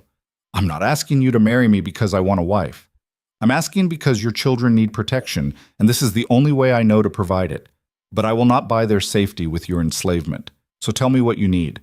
What promises would make this bearable? And I'll move heaven and earth to keep them. The silence stretched between them, heavy with the weight of decision. Outside, they could hear the children, Samuel chopping wood, Rosalie calling the younger ones in for washing before supper, Eleanor's wordless humming floating on the cold air. Finally, Mara spoke, her voice steady despite the tears tracking down her cheeks. All right, I'll marry you. But on these conditions, I keep authority over the children's daily care and education. We make all major household decisions together, with neither of us having final say over the other. The marriage remains unconsummated. Separate bedrooms, separate lives beyond what's necessary for appearances. And if you break these terms, I leave with your help and support. Agreed. Is there anything else? Yes. One more thing. Mara wiped her eyes roughly. I want this to be a real partnership, not just a legal convenience. I want to know that if I build my life around this ranch, around you, around the family we're creating, I want to know it won't all disappear the moment the court case is over. I need to know this is permanent or as permanent as anything can be. You have my word. This isn't just about winning Vernon's case. This is about building something that lasts. Then we have an agreement. Mara stood, brushing flour from her apron with hands that trembled slightly. When? Webb said within the week, to avoid it looking like an obvious legal maneuver. This weekend then, Saturday. Give me 3 days to prepare the children and myself for what's coming. Mara, don't. Don't apologize or try to make this romantic. We both know what this is. A necessary arrangement to protect children who deserve better than to be bargaining chips in a legal battle. Let's not pretend it's anything more. She returned to her bread dough, kneading with fierce concentration that clearly signaled the conversation was over. Ethan stood, uncertain what to do or say. Everything about this felt wrong: proposing marriage without affection, asking a woman to bind herself legally to a near stranger, using vows that should mean something as mere legal strategy. But as he looked at Mara, flower-dusted and fierce, working to feed the family that had become hers to protect, he wondered if maybe there were different kinds of marriage, different kinds of commitment that didn't require romance to be real. They were already partners in everything but name. Perhaps making it legal wouldn't change as much as either of them feared. Or perhaps it would change everything, and they'd only discover how much when it was too late to turn back. The next 3 days passed in a blur of preparation. Ethan rode to town to file the marriage license and arrange for a simple ceremony at the courthouse. Mara altered the one decent dress she owned, let out at the seams to accommodate the weight she'd gained since arriving at the ranch. The children sensed something momentous was happening, but couldn't quite grasp what it meant. It was Rosalie who finally asked, catching Ethan alone in the barn on Friday evening. "Are you really marrying, Mother?" Ethan set down the harness he'd been mending. "Yes." "Why?" "Because it will help us win the court case. It makes our family legally legitimate." "But do you love her?" The question, asked with a child's directness, left Ethan floundering. "It's complicated. That's what adults say when they don't want to tell the truth." Rosalie crossed her arms, looking far older than her 12 years. "You don't have to love her. I'm not stupid. I know this is about Vernon and the law, but I need to know, will you be kind to her? Will you treat her well?" "I will. I promise you that." "Good. Because she's been hurt enough. Father hurt her with his drinking and his weakness. Vernon hurt her with his cruelty. If you hurt her too, I'll never forgive you." "I understand." "Do you?" Rosalie's eyes were hard. "Because from where I'm standing, you're asking her to give up everything: her independence, her freedom, her chance at maybe finding someone she actually loves someday, just so we can beat Vernon in court. That's asking a lot." "I know it is." "Then you better be worth it." Rosalie turned to leave, then paused at the barn door. "For what it's worth, I think you are. I think you're a good man who's trying to do right by people who aren't even his. But good intentions don't always mean good outcomes. So prove it, every day. Make this worth what she's sacrificing." After Rosalie left, Ethan sat in the quiet barn, her words echoing in his mind. He'd been so focused on the legal strategy, on protecting the family, that he hadn't fully considered what he was asking Mara to give up. Not just independence, but possibility. The chance to heal from Thomas's death and maybe, someday, find love again with someone she actually chose. Instead, she'd be bound to him, a stranger she'd known for less than 2 months, marrying out of legal necessity rather than affection. It was asking too much. It was asking everything. But there was no other way to protect her children, and they both knew it. Saturday arrived clear and cold, the kind of March morning that promised spring while still delivering winter's bite. Ethan dressed in his one good suit, carefully brushed and pressed. He'd even trimmed his beard and combed his hair, trying to look like someone worthy of standing beside a woman in a courthouse and promising forever. Mara emerged from the bedroom in her altered dress, dark blue fabric that brought out the color of her eyes. She'd braided her hair and coiled it at the nape of her neck, and her hands shook slightly as she pulled on thin gloves. "You look beautiful," Ethan said, and meant it. "Don't lie. I look like what I am, a widow being forced into a second marriage to protect her children." "That's not all you are." "No? Then what am I, Ethan? Because right now I feel like a chess piece being moved around a board by forces I can't control." "You're a woman making an impossible choice with courage and grace. You're a mother putting her children's safety above her own happiness. You're—" He paused, searching for the right words. "You're someone I'm honored to stand beside, even if the circumstances aren't what either of us would choose." Mara's eyes softened slightly. "You're trying. I'll give you that." The children were subdued as they climbed into the wagon. Even the younger boys, usually rambunctious, seemed to sense the gravity of the day. Eleanor sat on Rosalie's lap, sucking her thumb, a habit she'd mostly abandoned but returned to in times of stress. The ride to Coldwater was silent, except for the creak of wagon wheels and the steady rhythm of hooves on frozen ground.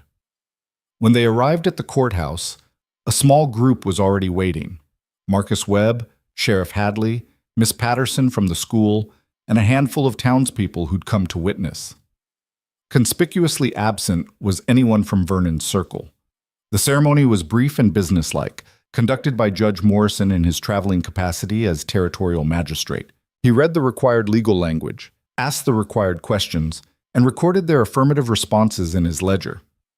When he pronounced them married, Ethan and Mara exchanged a look that held too many emotions to name. The kiss that sealed the marriage was chaste and awkward, more obligation than affection. But it was done, legal, binding. Mara Whitlock was now Mara Calder, and the children were legally his stepchildren, protected by law from Vernon's claims. As they filed out of the courthouse into the bright morning, Marcus Webb pulled Ethan aside. "Congratulations. This changes everything for the hearing." "Does it really? Or have we just given Blackwood new ammunition, a rushed marriage that looks exactly like what it is?" "Let him try to prove it's not genuine. You're living together, raising children together, managing a household together. You've now formalized that with marriage. That's as real as it needs to be in the eyes of the law. And in the eyes of God or common decency?" Webb smiled grimly. "The law doesn't care about those things. It cares about contracts and legal standing. You've secured both." The hearing was set for 2 weeks later in the same courthouse, before the same judge. Ethan and Mara would present their case, Vernon and Blackwood would present theirs, and Judge Morrison would decide the children's fate. Everything they'd built, everything they'd sacrificed, would come down to one man's interpretation of law and justice. But at least now they'd face it as a married couple, with all the legal protection that offered. The question neither of them could answer was what price they'd ultimately pay for that protection, and whether the family they were fighting to preserve would survive the weight of a marriage neither had truly chosen. The 2 weeks between the wedding and the hearing passed with strange velocity, days bleeding into each other in a haze of preparation and nervous anticipation. The marriage changed surprisingly little about their daily routine. Mara still slept in one bedroom with the girls, Ethan still climbed to the barn loft each night, but it changed everything about how the world saw them. Townspeople who'd crossed the street to avoid Mara now nodded respectfully to Mrs. Calder. Shop owners who'd treated the children with suspicion now welcomed the Calder family with careful politeness. Vernon's reaction to the marriage came through his lawyer rather than in person. 3 days after the courthouse ceremony, Marcus Webb arrived at the ranch with a letter from Blackwood demanding the marriage be annulled on grounds of fraud and coercion. Webb had laughed when he read it aloud, then carefully filed it with the rest of the case documents. "Blackwood's grasping at straws," Webb said. "He knows the marriage destroyed his strategy. Now he's trying to undo it before the hearing, but Judge Morrison won't annul a legal marriage without evidence of actual coercion or fraud. Vernon claiming it's suspicious isn't enough." "So we're safe?" Mara asked. "Safer. Not safe. There's still a hearing. Still a chance Morrison could find some technicality to exploit. But our position is significantly stronger than it was 2 weeks ago." The night before the hearing, Ethan couldn't sleep. He lay in the hayloft listening to the wind rattle the barn walls and thought about all the ways tomorrow could go wrong. What if Judge Morrison was sympathetic to Vernon's arguments about blood family? What if the rushed marriage actually worked against them, making them look desperate and calculating? What if the children crumbled under Blackwood's questioning? He must have dozed eventually, because he woke to gray dawn light filtering through the barn slats and the sound of the house door opening below. Through a gap in the boards, he could see Mara standing on the porch in her nightgown and shawl, staring out at the mountains as if searching for answers in their distant peaks. Ethan climbed down the ladder and crossed the yard quietly, not wanting to startle her. She didn't turn when he approached, but she spoke. "I've been thinking about what happens if we lose." "We won't lose." "But if we do? If Morrison rules for Vernon? If he takes the children back?" Her voice was steady but hollow. "I need to know you'll help me run, that you won't try to stop me from taking them and disappearing." "I promised I would. That promise stands." "Even though we're married now? Even though stopping me would be your legal right?" Ethan moved to stand beside her, close enough that their shoulders almost touched. "Legal rights don't make something right. If we lose today, if Morrison sides with Vernon, then the law will have failed these children. And I won't compound that failure by using it to trap you here." Mara was quiet for a long moment. "You're not what I expected."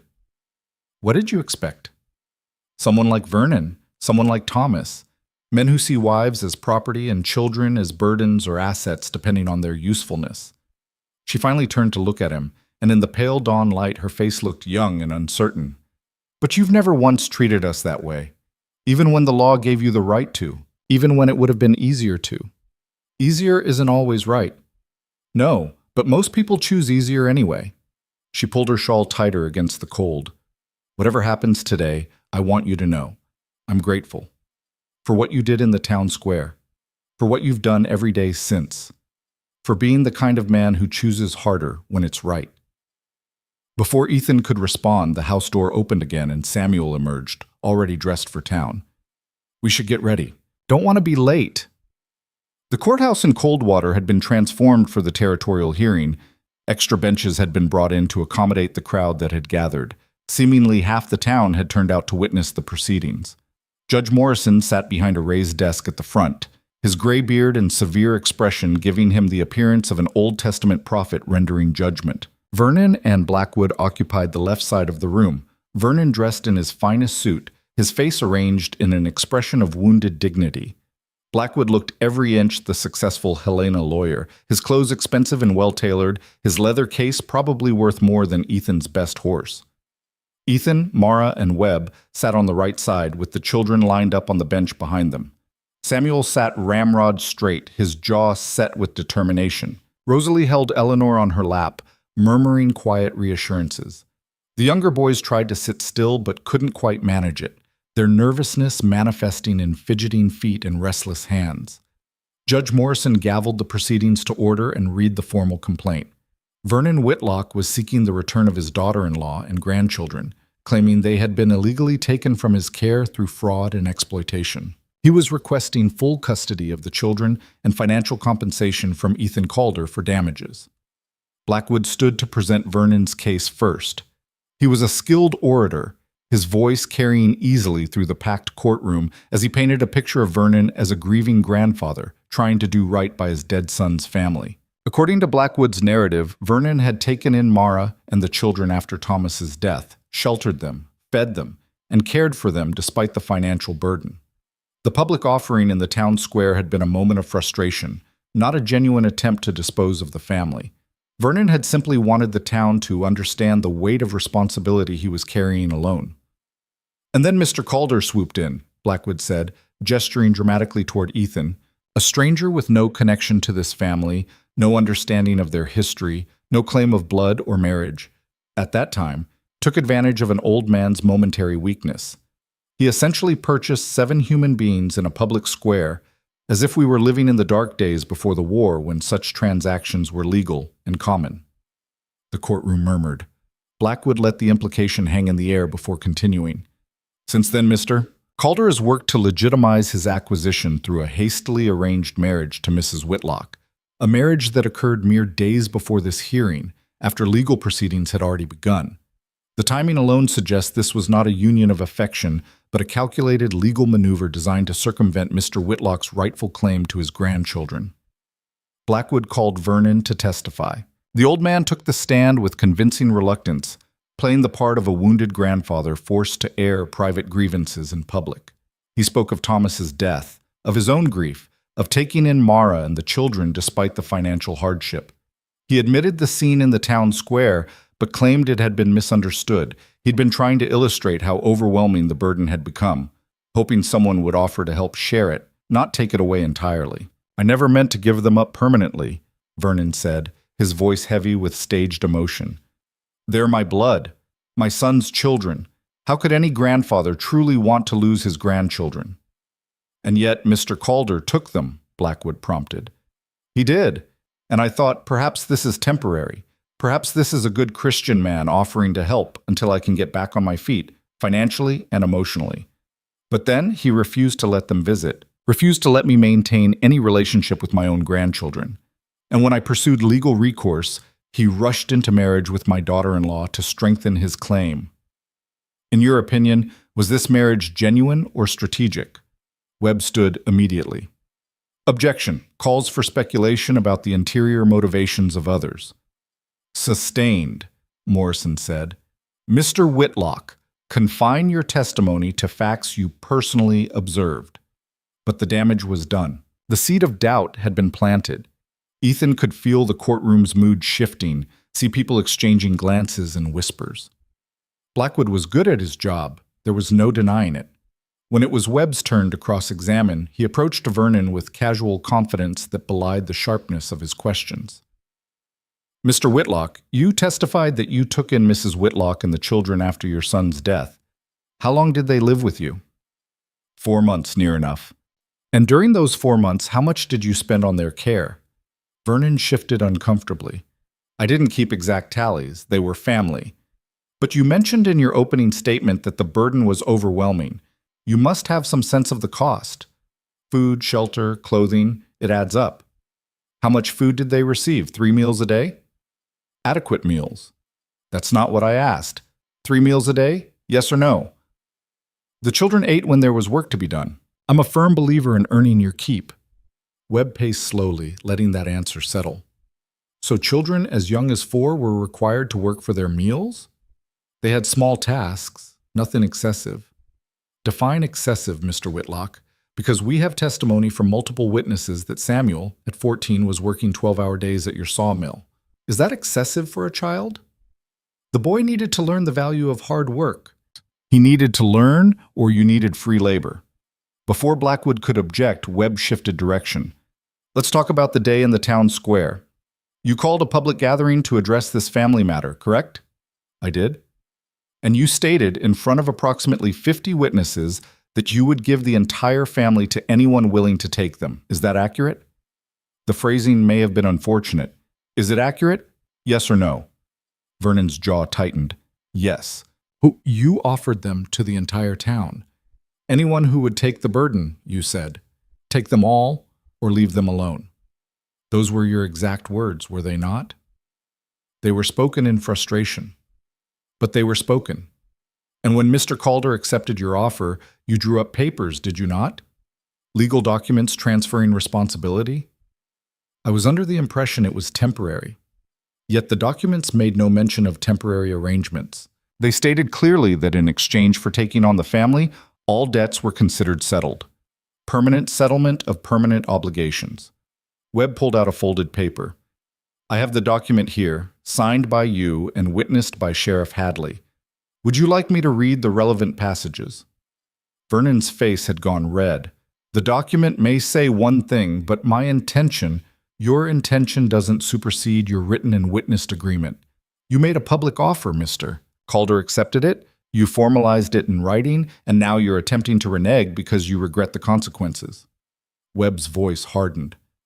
That's not how contracts work, Mr. Whitlock. That's not how honor works. You made a deal, and now you want the court to let you break it because it didn't turn out the way you expected.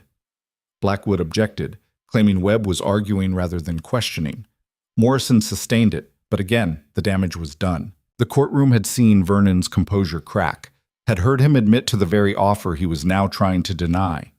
Webb called witnesses next. Sheriff Hadley testified about the scene in the town square, confirming that Vernon's offer had been clear and public, that Ethan's acceptance had been immediate and unconditional, that legal documents had been signed that same day. Miss Patterson testified about the children's attendance at school, their progress in studies, their obvious improvement in health and demeanor since leaving Vernon's household. Even Mrs. Henshaw from the boarding house, who'd refused to take the family herself, testified that she'd witnessed Vernon's treatment of Mara and the children during their months in his care, and it had not been kind. He spoke to them like they were servants, Mrs. Henshaw said. No, worse than servants. Servants you pay. These people he treated like they owed him for the privilege of suffering his presence. Then Webb called Mara to testify. She walked to the stand with her head high, wearing the same blue dress she'd worn for the wedding. When she swore to tell the truth, her voice didn't waver. Webb led her through the history, Thomas's death, Vernon's initial offer to help, the gradual deterioration of their situation, the increasing demands and decreasing provisions. Mara spoke clearly and factually, never embellishing, never seeking sympathy. She simply told the truth of what her life had been. Mrs. Calder, Webb said, using her married name deliberately, did you want to marry Ethan Calder? Mara hesitated, and Ethan felt his heart stop. This was the moment Blackwood had been waiting for. if she admitted the marriage was strategic, if she confessed it had been Webb's idea for legal protection, the whole case could collapse. "I wanted safety for my children," Mara said finally. "I wanted them to have enough food, warm beds, education, and a future beyond just survival." Mr. Calder offered all of that. When he proposed marriage, I understood it would strengthen our legal position, but I also understood it would make permanent an arrangement that was already working. So yes, I wanted to marry him. Perhaps not for the usual romantic reasons, but wanting something for practical reasons doesn't make the wanting less real or the marriage less valid. It was a brilliant answer, Ethan realized. Honest enough to be believable, practical enough to explain the timing, but framed in a way that made the marriage sound like a genuine choice rather than a desperate legal maneuver. Blackwood's cross-examination tried to shake her testimony, but Mara was unshakable. She admitted the marriage had been quick, but refused to call it forced. She acknowledged Vernon had provided food and shelter, but made clear it had come at the cost of her children's dignity and well-being. When Blackwood tried to paint her as an ungrateful woman who'd turned her back on family, she responded with quiet steel. Family doesn't starve children. Family doesn't work them until they can't stand. Family doesn't tell a 12-year-old girl she's too stupid to educate or a 4-year-old child that her crying is a burden. Vernon Whitlock provided a roof, but he never provided a home. Ethan Calder gave us both. The courtroom was absolutely silent when she returned to her seat. Ethan wanted to reach for her hand, to offer some comfort or support, but he wasn't sure if such a gesture would help or harm their case. In the end, Mara made the choice for him, her hand finding his and squeezing briefly before letting go. Webb's final witnesses were the children themselves. He called them in order from oldest to youngest, except Eleanor, who was deemed too young to testify. Samuel went first, his testimony fierce and uncompromising.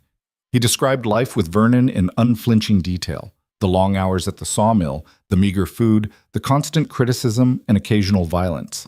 He described the scene in the town square, how Vernon had pushed them onto the wagon like livestock, how the crowd had looked away in shame. "And then Mr. Calder stepped forward," Samuel said. "Nobody else would. The whole town stood there watching us be put up like cattle, and nobody did anything, except him. He didn't know us, didn't owe us anything, but he stepped forward anyway." "Why do you think he did that?" Webb asked. "Objection," Blackwood called. "Speculation." I'll rephrase. "Samuel, in the 2 months since moving to the Calder Ranch, what has life been like?" "Better? I get to go to school.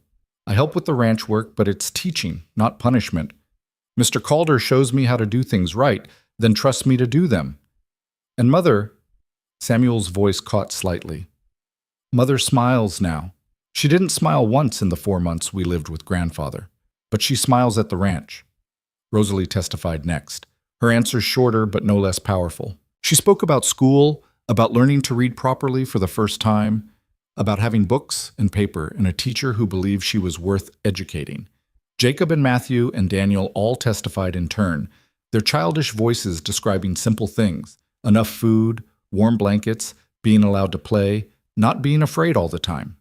When the children's testimony concluded, Judge Morrison called for closing arguments.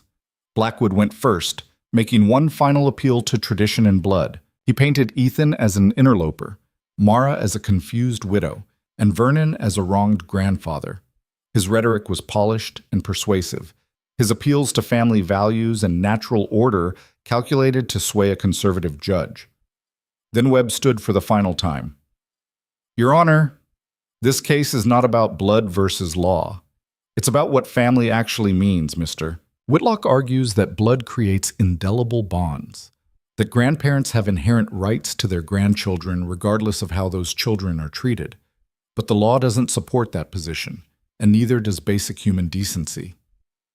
Webb walked to stand before the judge, his voice carrying through the silent courtroom.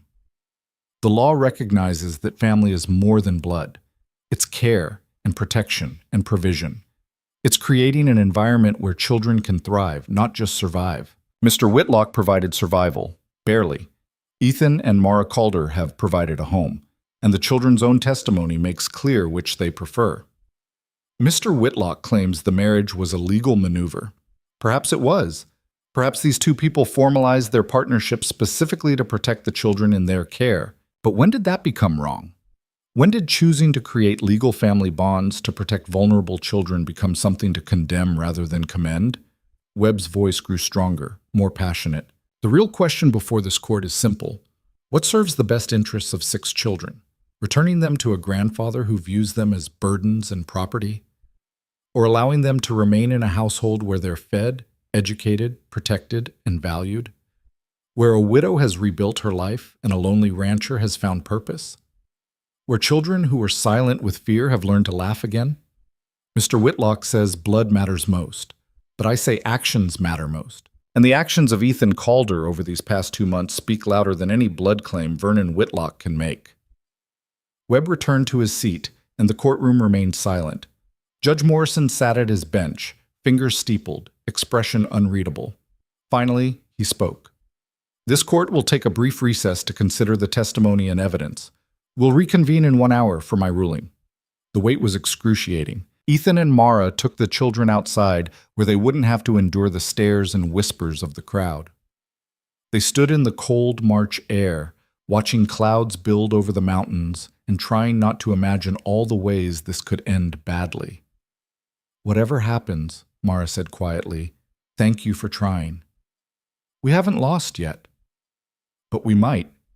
And I need you to know, even if Morrison rules against us, even if we have to run, you gave us 2 months of hope, 2 months of feeling like people instead of problems. That matters. Before Ethan could respond, the courthouse bell rang, calling everyone back inside. The walk back into that courtroom was the longest of Ethan's life. Every step felt like moving toward a precipice, not knowing if solid ground or empty air waited on the other side. Judge Morrison gavelled the proceedings back to order.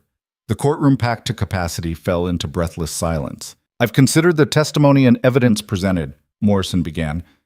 This case requires the court to balance several competing interests: parental rights, grandparental relationships, the welfare of minor children, and the validity of contracts entered into by adults of sound mind. Ethan felt Mara's hand find his under the table, her fingers cold and trembling.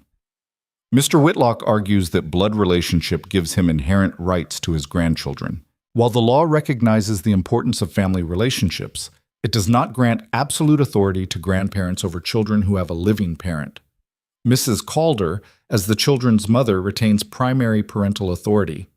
Her choice to enter a marriage with Mr. Calder, whatever the motivations behind that choice, is legally valid and transfers certain parental authorities to him as stepfather. Morrison's gaze moved to Vernon.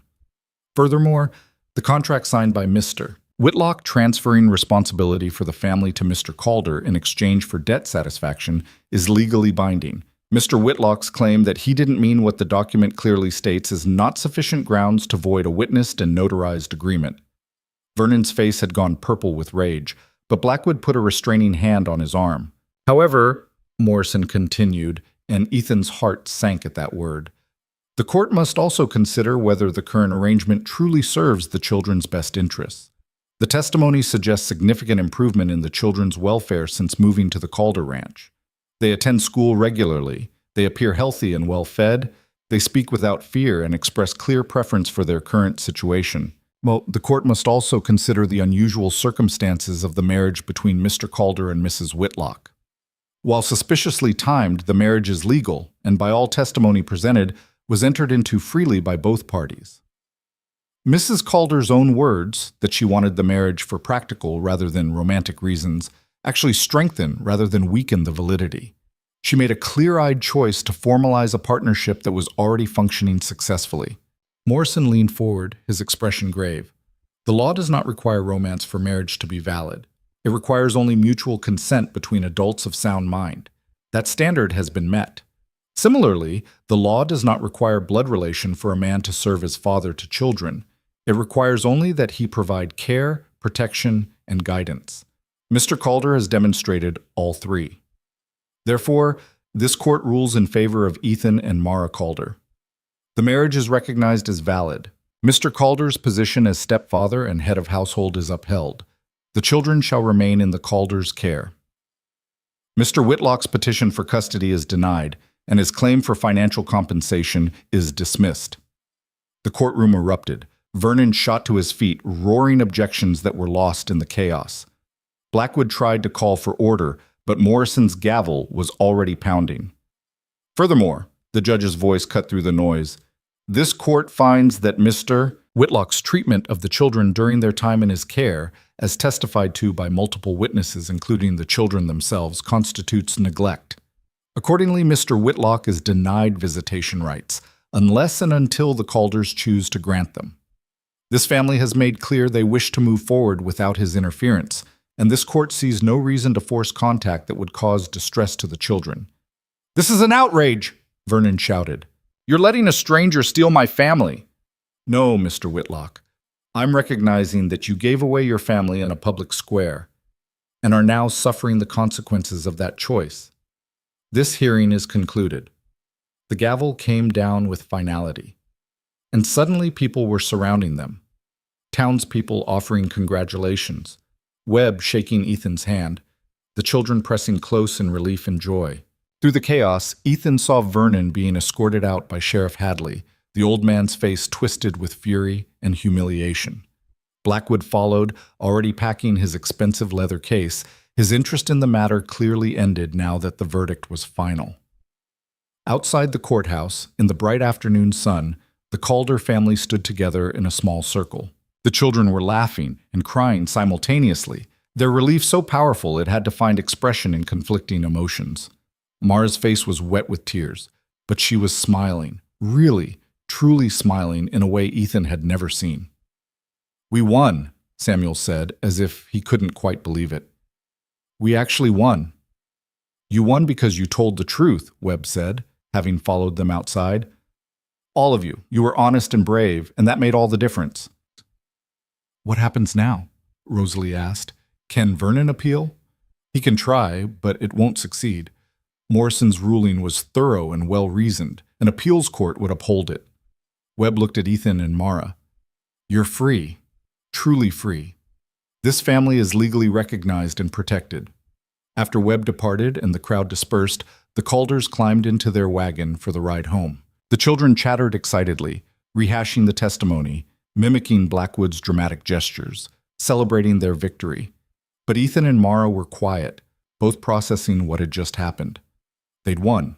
Against Vernon's money and Blackwood's skill and all the weight of tradition that said blood family came first, they'd won. The children were safe. The family was legitimate. The future was theirs to build however they chose. But Ethan couldn't shake the memory of Mara's testimony, her careful admission that she'd married him for practical rather than romantic reasons. It was true, and she'd been right to say it, but hearing it spoken aloud in a courtroom full of people had driven home the reality of their arrangement. They were married, legally bound, living as husband and wife in the eyes of the law and the community. But in truth, they were still strangers navigating an awkward partnership, held together by circumstances and shared purpose rather than affection. Was that enough? Could it ever be enough? The ranch appeared over the hills as the sun began its descent toward the mountains, bathing everything in golden light. The house looked warm and welcoming, smoke rising from the chimney where Ethan had banked the fire that morning. The barn stood solid and square, the corrals held healthy cattle, and the fields waited for spring planting. It was a good ranch, a good home, and now it was legally, irrevocably theirs. That night, after the children had been fed and settled and sent to bed still buzzing with excitement, Ethan and Mara found themselves alone by the fire. For a long time, neither spoke, both staring into the flames and thinking their own thoughts. Finally, Mara broke the silence. "I meant what I said in court, about the marriage being what I wanted, even if not for romantic reasons. I know. But I wonder sometimes if that's fair to you. You built this ranch for a real family, a wife you loved, children of your own. Instead, you got me and 6 children who aren't yours, bound to you by legal strategy rather than affection." Ethan was quiet, choosing his words with care. "When my wife died, I thought my life was over. Not in a dramatic way, just over. The future I'd imagined disappeared, and I couldn't see any other future worth having. This ranch became a monument to what I'd lost instead of a home for what I still had." He turned to look at Mara directly. "Then you arrived. And suddenly the house was full of noise and life and purpose again. The children ran through rooms that had been silent. You cooked at a stove that had been cold. Every day brought new challenges and frustrations, yes, but also new reasons to get up in the morning. New reasons to care about whether the cattle were healthy and the fences were strong and the roof would hold through another winter. So we gave you purpose, Mara said softly. A reason to keep going. You gave me a family.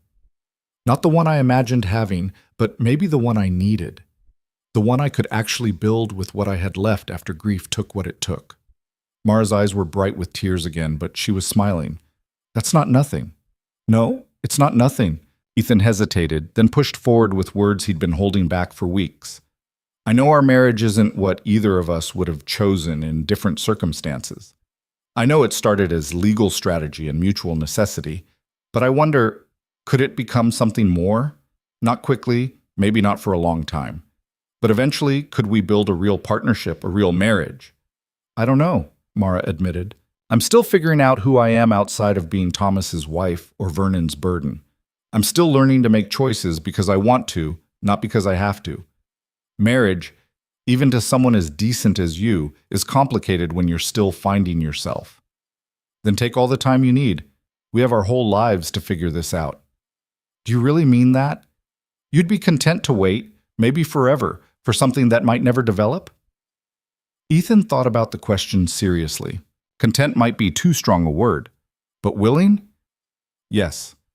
I'm willing to wait, willing to build trust slowly, willing to let whatever happens between us develop naturally instead of forcing it. He smiled slightly. Besides, I'm learning that family doesn't have to look one specific way to be real. What we have right now, this partnership, this household, these children we're raising together, that's already more than I thought I'd have again. If it grows into something deeper, that would be wonderful, but if it stays like this, that's wonderful too. Mara wiped her eyes, half laughing at herself for crying again. You're making it very difficult to maintain my practical, unemotional approach to this arrangement. Good. Someone should shake up your practical approach occasionally. Is that your plan? To slowly wear down my defenses with kindness and patience until I admit I might actually like being married to you? That's a terrible plan. Much too subtle and long-term. I was thinking more along the lines of just continuing to be myself and hoping you eventually get used to having me around. This time, Mara's laugh was genuine and unguarded. You know what? I think I already am. Getting used to you, I mean. The barn loft routine is becoming ridiculous, by the way. You built a perfectly good house with perfectly good bedrooms. You should sleep in one. We agreed to separate bedrooms, not to you freezing in the barn all winter. There's a third room we could add on. Samuel and Matthew are big enough to share with the younger boys. That would free up a bedroom for you. I could do that. Build an addition. Would take a few weeks, but it's manageable. Then that's settled. You'll have your own room, I'll have mine, and we'll be a properly married couple who happens to sleep separately because we value our privacy and independence. Mara's smile turned mischievous. Scandalous by some standards, perfectly reasonable by ours. I can live with that. They sat in comfortable silence as the fire burned down to embers. Outside, the night was clear and cold, stars brilliant against the black sky. Somewhere in the distance, a coyote called and another answered. The ranch settled into its nighttime rhythms, horses shifting in their stalls, cattle lowing softly, the wind sighing through the pine trees that lined the northern boundary. In the bedrooms, 6 children slept peacefully, safe and warm and secure in ways they hadn't been for most of their young lives. Samuel dreamed of learning to break horses. Rosalie dreamed of books and maybe someday becoming a teacher herself. The younger boys tangled themselves in blankets and each other, the way siblings do. And Eleanor, curled up next to her mother's pillow, finally slept without the nightmares that had plagued her since her father's death. They were a family now, not bound by blood or romance or any of the traditional ties that were supposed to make family legitimate. They were bound instead by choice and necessity, by shared hardship and mutual respect, by the simple decision to keep choosing each other day after day. It wasn't the family Ethan had imagined building when he first broke ground on this ranch. It wasn't the family Mara had expected when she married Thomas all those years ago. But it was theirs, forged from wreckage and loss into something new and unexpectedly strong. The weeks that followed the hearing brought the slow arrival of spring. Snow melted from the high pastures, revealing brown grass that would soon green with new growth. The creek ran high with snowmelt, and the first brave wildflowers pushed through mud near the tree line. Ethan and Samuel began work on the room addition, Samuel learning carpentry with the same fierce focus he brought to every task. The younger boys helped where they could, mostly by keeping the worksite clear and fetching tools. Mara planted a kitchen garden near the house, teaching Rosalie which seeds went where and how deep to plant them. Eleanor followed her mother everywhere, wordless but content, occasionally humming the tunes Mara sang while she worked. The child still didn't speak much, but she'd started drawing pictures with charcoal on scraps of paper, horses and houses and people holding hands in careful, deliberate lines. Vernon Whitlock left Coldwater 3 weeks after the hearing, selling the sawmill to an operation out of Helena and moving south to live with distant relatives. The story went that he couldn't bear the shame of losing to a nobody rancher, couldn't stand the way townspeople looked at him with pity or contempt. Whatever the reason, his departure lifted a weight from the Calder household that they hadn't realized they'd been carrying. With Vernon gone and spring arriving, life found its rhythm. School continued until the term ended in May. Ethan taught Samuel and Jacob to ride properly, fulfilling the promise he'd made to Matthew about learning if he proved responsible. The chickens, finally receiving consistent care and decent feed, began producing eggs in abundance. Mara made more bread than they could eat and started selling loaves in town, earning her own small income that she hoarded with fierce pride. "It's mine," she told Ethan when he found the small cloth purse hidden in her dresser. "Money I earned myself, not given by Vernon or provided by Thomas or even by you. Mine." "I never said it wasn't." "I know, but I need to say it anyway. Need to know I can earn something that's entirely my own." "Then earn it. Use it however you want. I won't ask about it or try to claim authority over it." "You could, legally. As my husband, any money I earn belongs to you." "Legally, yes, but we're not living by what the law says I can do. We're living by what we've agreed is right between us, and I say your earnings are yours." Mara studied him for a long moment, then carefully tucked the purse back into her dresser. "You continue to surprise me," Ethan called her. "Is that a good thing or a bad thing?" "I'm still deciding," but her smile when she said it suggested she'd already decided, even if she wasn't quite ready to admit it. The room addition was completed in early June, just as the high country grass turned from brown to green and the cattle could be moved to summer pasture. It was a simple room, barely large enough for a bed and dresser, but it had a window facing east to catch the morning sun and solid walls that didn't let in drafts. Ethan moved his few possessions from the barn loft, feeling strange about sleeping in the house after months of exile. That first night in his new room, he lay awake listening to the unfamiliar sounds. Children breathing in nearby rooms, Mara moving quietly as she prepared for bed, the house settling and creaking around him. It felt right, being here instead of isolated in the barn. It felt like coming home. Summer brought long days of hard work, fences to mend, hay to cut and stack, cattle to move and brand. Samuel worked alongside Ethan with increasing skill and confidence, becoming a genuine partner in the ranch operation rather than just an extra set of hands. Jacob showed aptitude with the horses, gentle and patient in ways that made the animals trust him. Even Daniel and Matthew contributed, taking over daily chores like feeding chickens and collecting eggs with only occasional supervision. In the evenings, after supper was cleared and the children were settling for bed, Ethan and Mara would sometimes sit on the porch together, watching the sun set over the mountains and talking about the day's events. Small things, mostly. Which cow was limping and needed checking, whether the garden beans were ready for picking, how Eleanor had finally spoken a complete sentence that morning instead of just single words. But through these small conversations, they were learning each other, learning how the other thought, what mattered to them, where their values aligned and where they differed. One evening in late July, with summer heat finally reaching the high country and fireflies beginning their dance in the meadow grass, Mara asked the question that had been hovering unspoken between them for months. "Are you happy?" Ethan considered the question seriously. Happy is a complicated word, but content? Yes. Satisfied with how things have turned out? Absolutely. This life we're building, it's good. Better than I expected. Better than I probably deserve. You deserve good things, Ethan. You saved us, gave us a life we never could have built on our own. We saved each other. You gave me purpose again, remember? A reason to care about whether tomorrow comes. Mara was quiet for a moment, watching fireflies pulse in the growing darkness. I think I'm happy too. For the first time in years, maybe for the first time ever, I'm happy. Not because everything is perfect, but because everything is ours. We built this together, and nobody can take it away from us now. No, Ethan agreed. Nobody can. She turned to look at him then, and in the soft twilight her face was open and unguarded in a way it rarely was during daylight hours. I'm glad we married, not just for the legal protection, though that mattered, but because it made us permanent, made us a real family instead of a temporary arrangement. I needed that permanence, needed to know this wasn't going to disappear when the crisis passed. It's not disappearing, none of it. I know. And knowing that, feeling secure in that, it's changing how I see things, how I see you. How do you see me? Mara smiled, and there was warmth in it that hadn't been there in their early months together. I see a good man who keeps his promises, who works hard and treats children with respect and gives his wife independence when the law says he could demand obedience. I see someone I trust, someone. She paused, then pushed forward. Someone I'm starting to care for, not just as a partner or co-parent, but as Ethan, the man, not just the arrangement.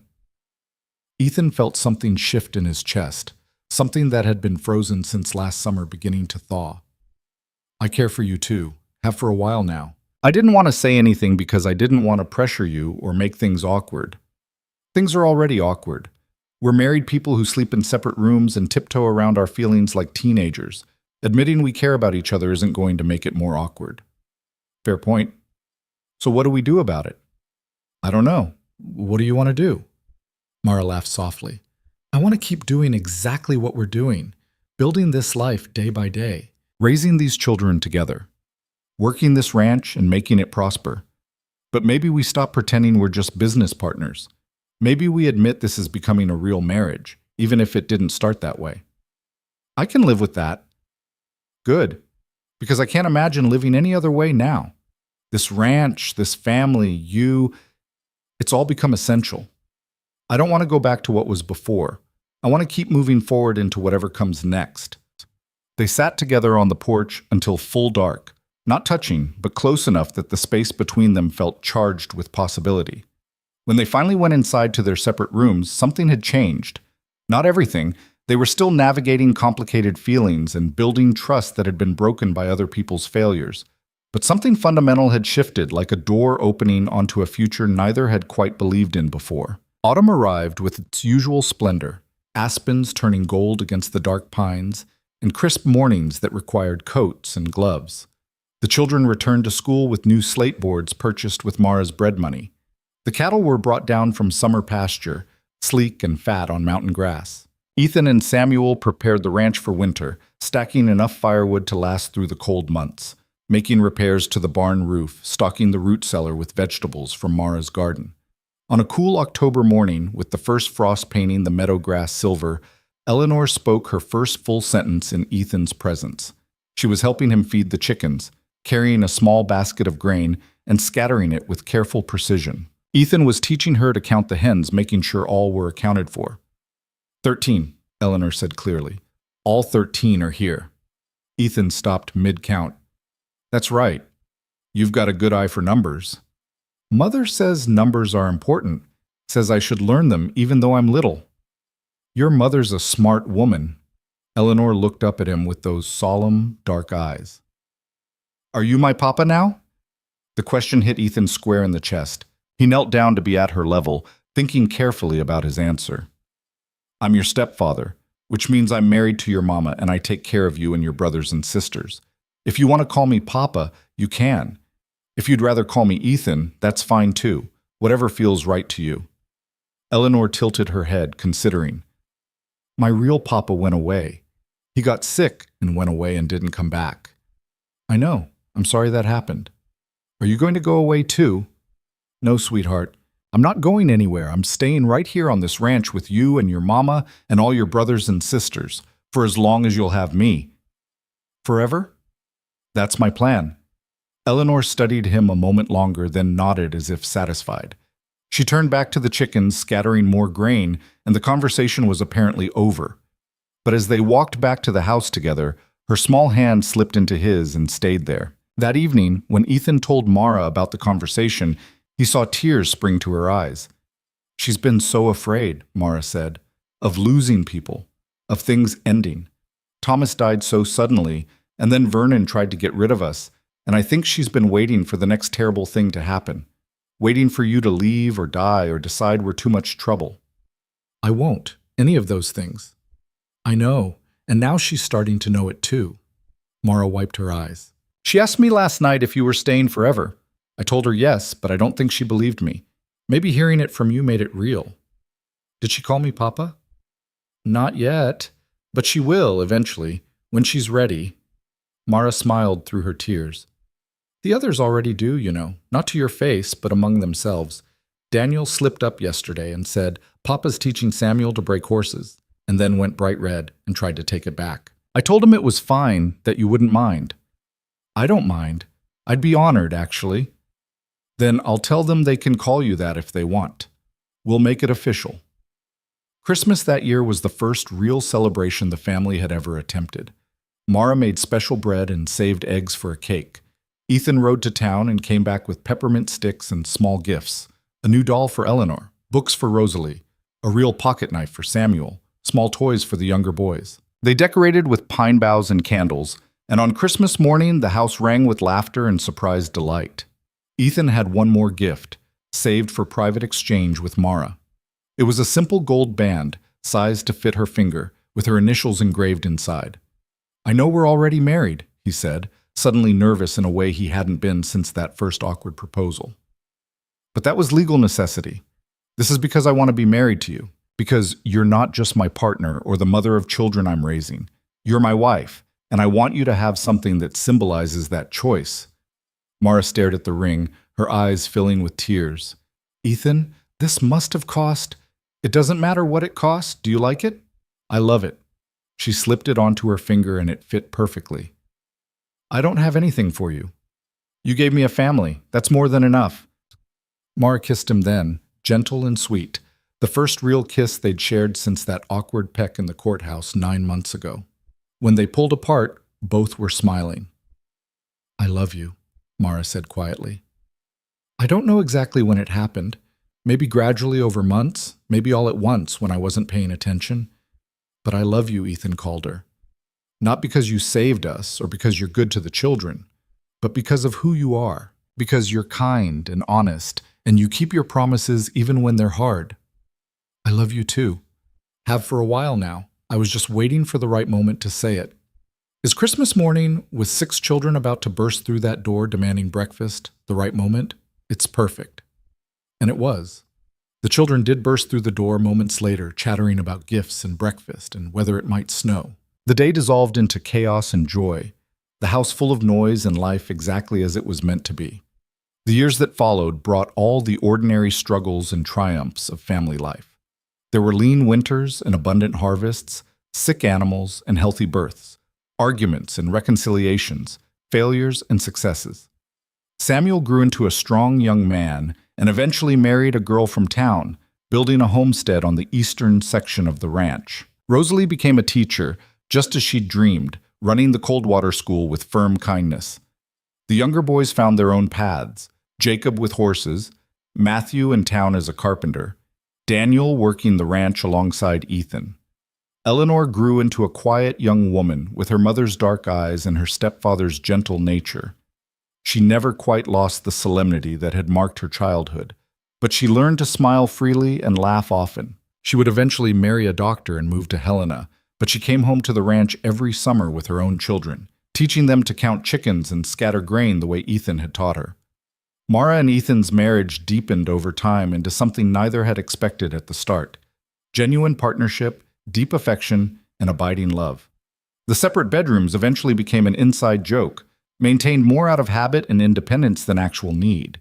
They built their life together day by day, choice by choice, until the boundaries between legal arrangement and real marriage disappeared entirely. The ranch prospered, the family grew and spread but remained connected, drawn back to the homestead that had saved them all. And on warm summer evenings, Ethan and Mara would still sit on that same porch, watching the sun set over the mountains and counting their blessings. "Do you ever regret it?" Mara asked one such evening, years after that first desperate arrangement in the town square. "Taking us in? Changing your whole life for 7 strangers?" Ethan reached for her hand, the gold band on her finger catching the last light. "Not for a single moment. You gave me back my life when I thought it was over. You and the children. You're the best thing that ever happened to me." Even though it started as a legal maneuver? Especially because it started that way. We didn't choose each other because we were in love. We chose each other because we needed what the other could provide. You needed protection. I needed purpose. But from that practical foundation, we built something real, something lasting, something worth fighting for. Always. As twilight deepened into night, they sat together in comfortable silence, hands intertwined, watching the ranch settle into darkness around them. The house behind them glowed with lamplight and echoed with the sounds of family, grandchildren visiting, adult children stopping by for supper, the endless noise and life of a household built on love rather than blood. It hadn't been the life either of them planned. It had been better than planned. It had been real and hard and beautiful and utterly their own. Built not from romance or destiny, but from choice and courage and the stubborn determination to protect what mattered most. In the wide Montana territory where winter was harsh and survival was never guaranteed, one family had forged a home from hardship and made it stand. The rancher's vow, spoken in a town square on a bitter winter morning, had been kept. The family he'd claimed was safe, thriving, and wholly his. And in the end, that was all that mattered.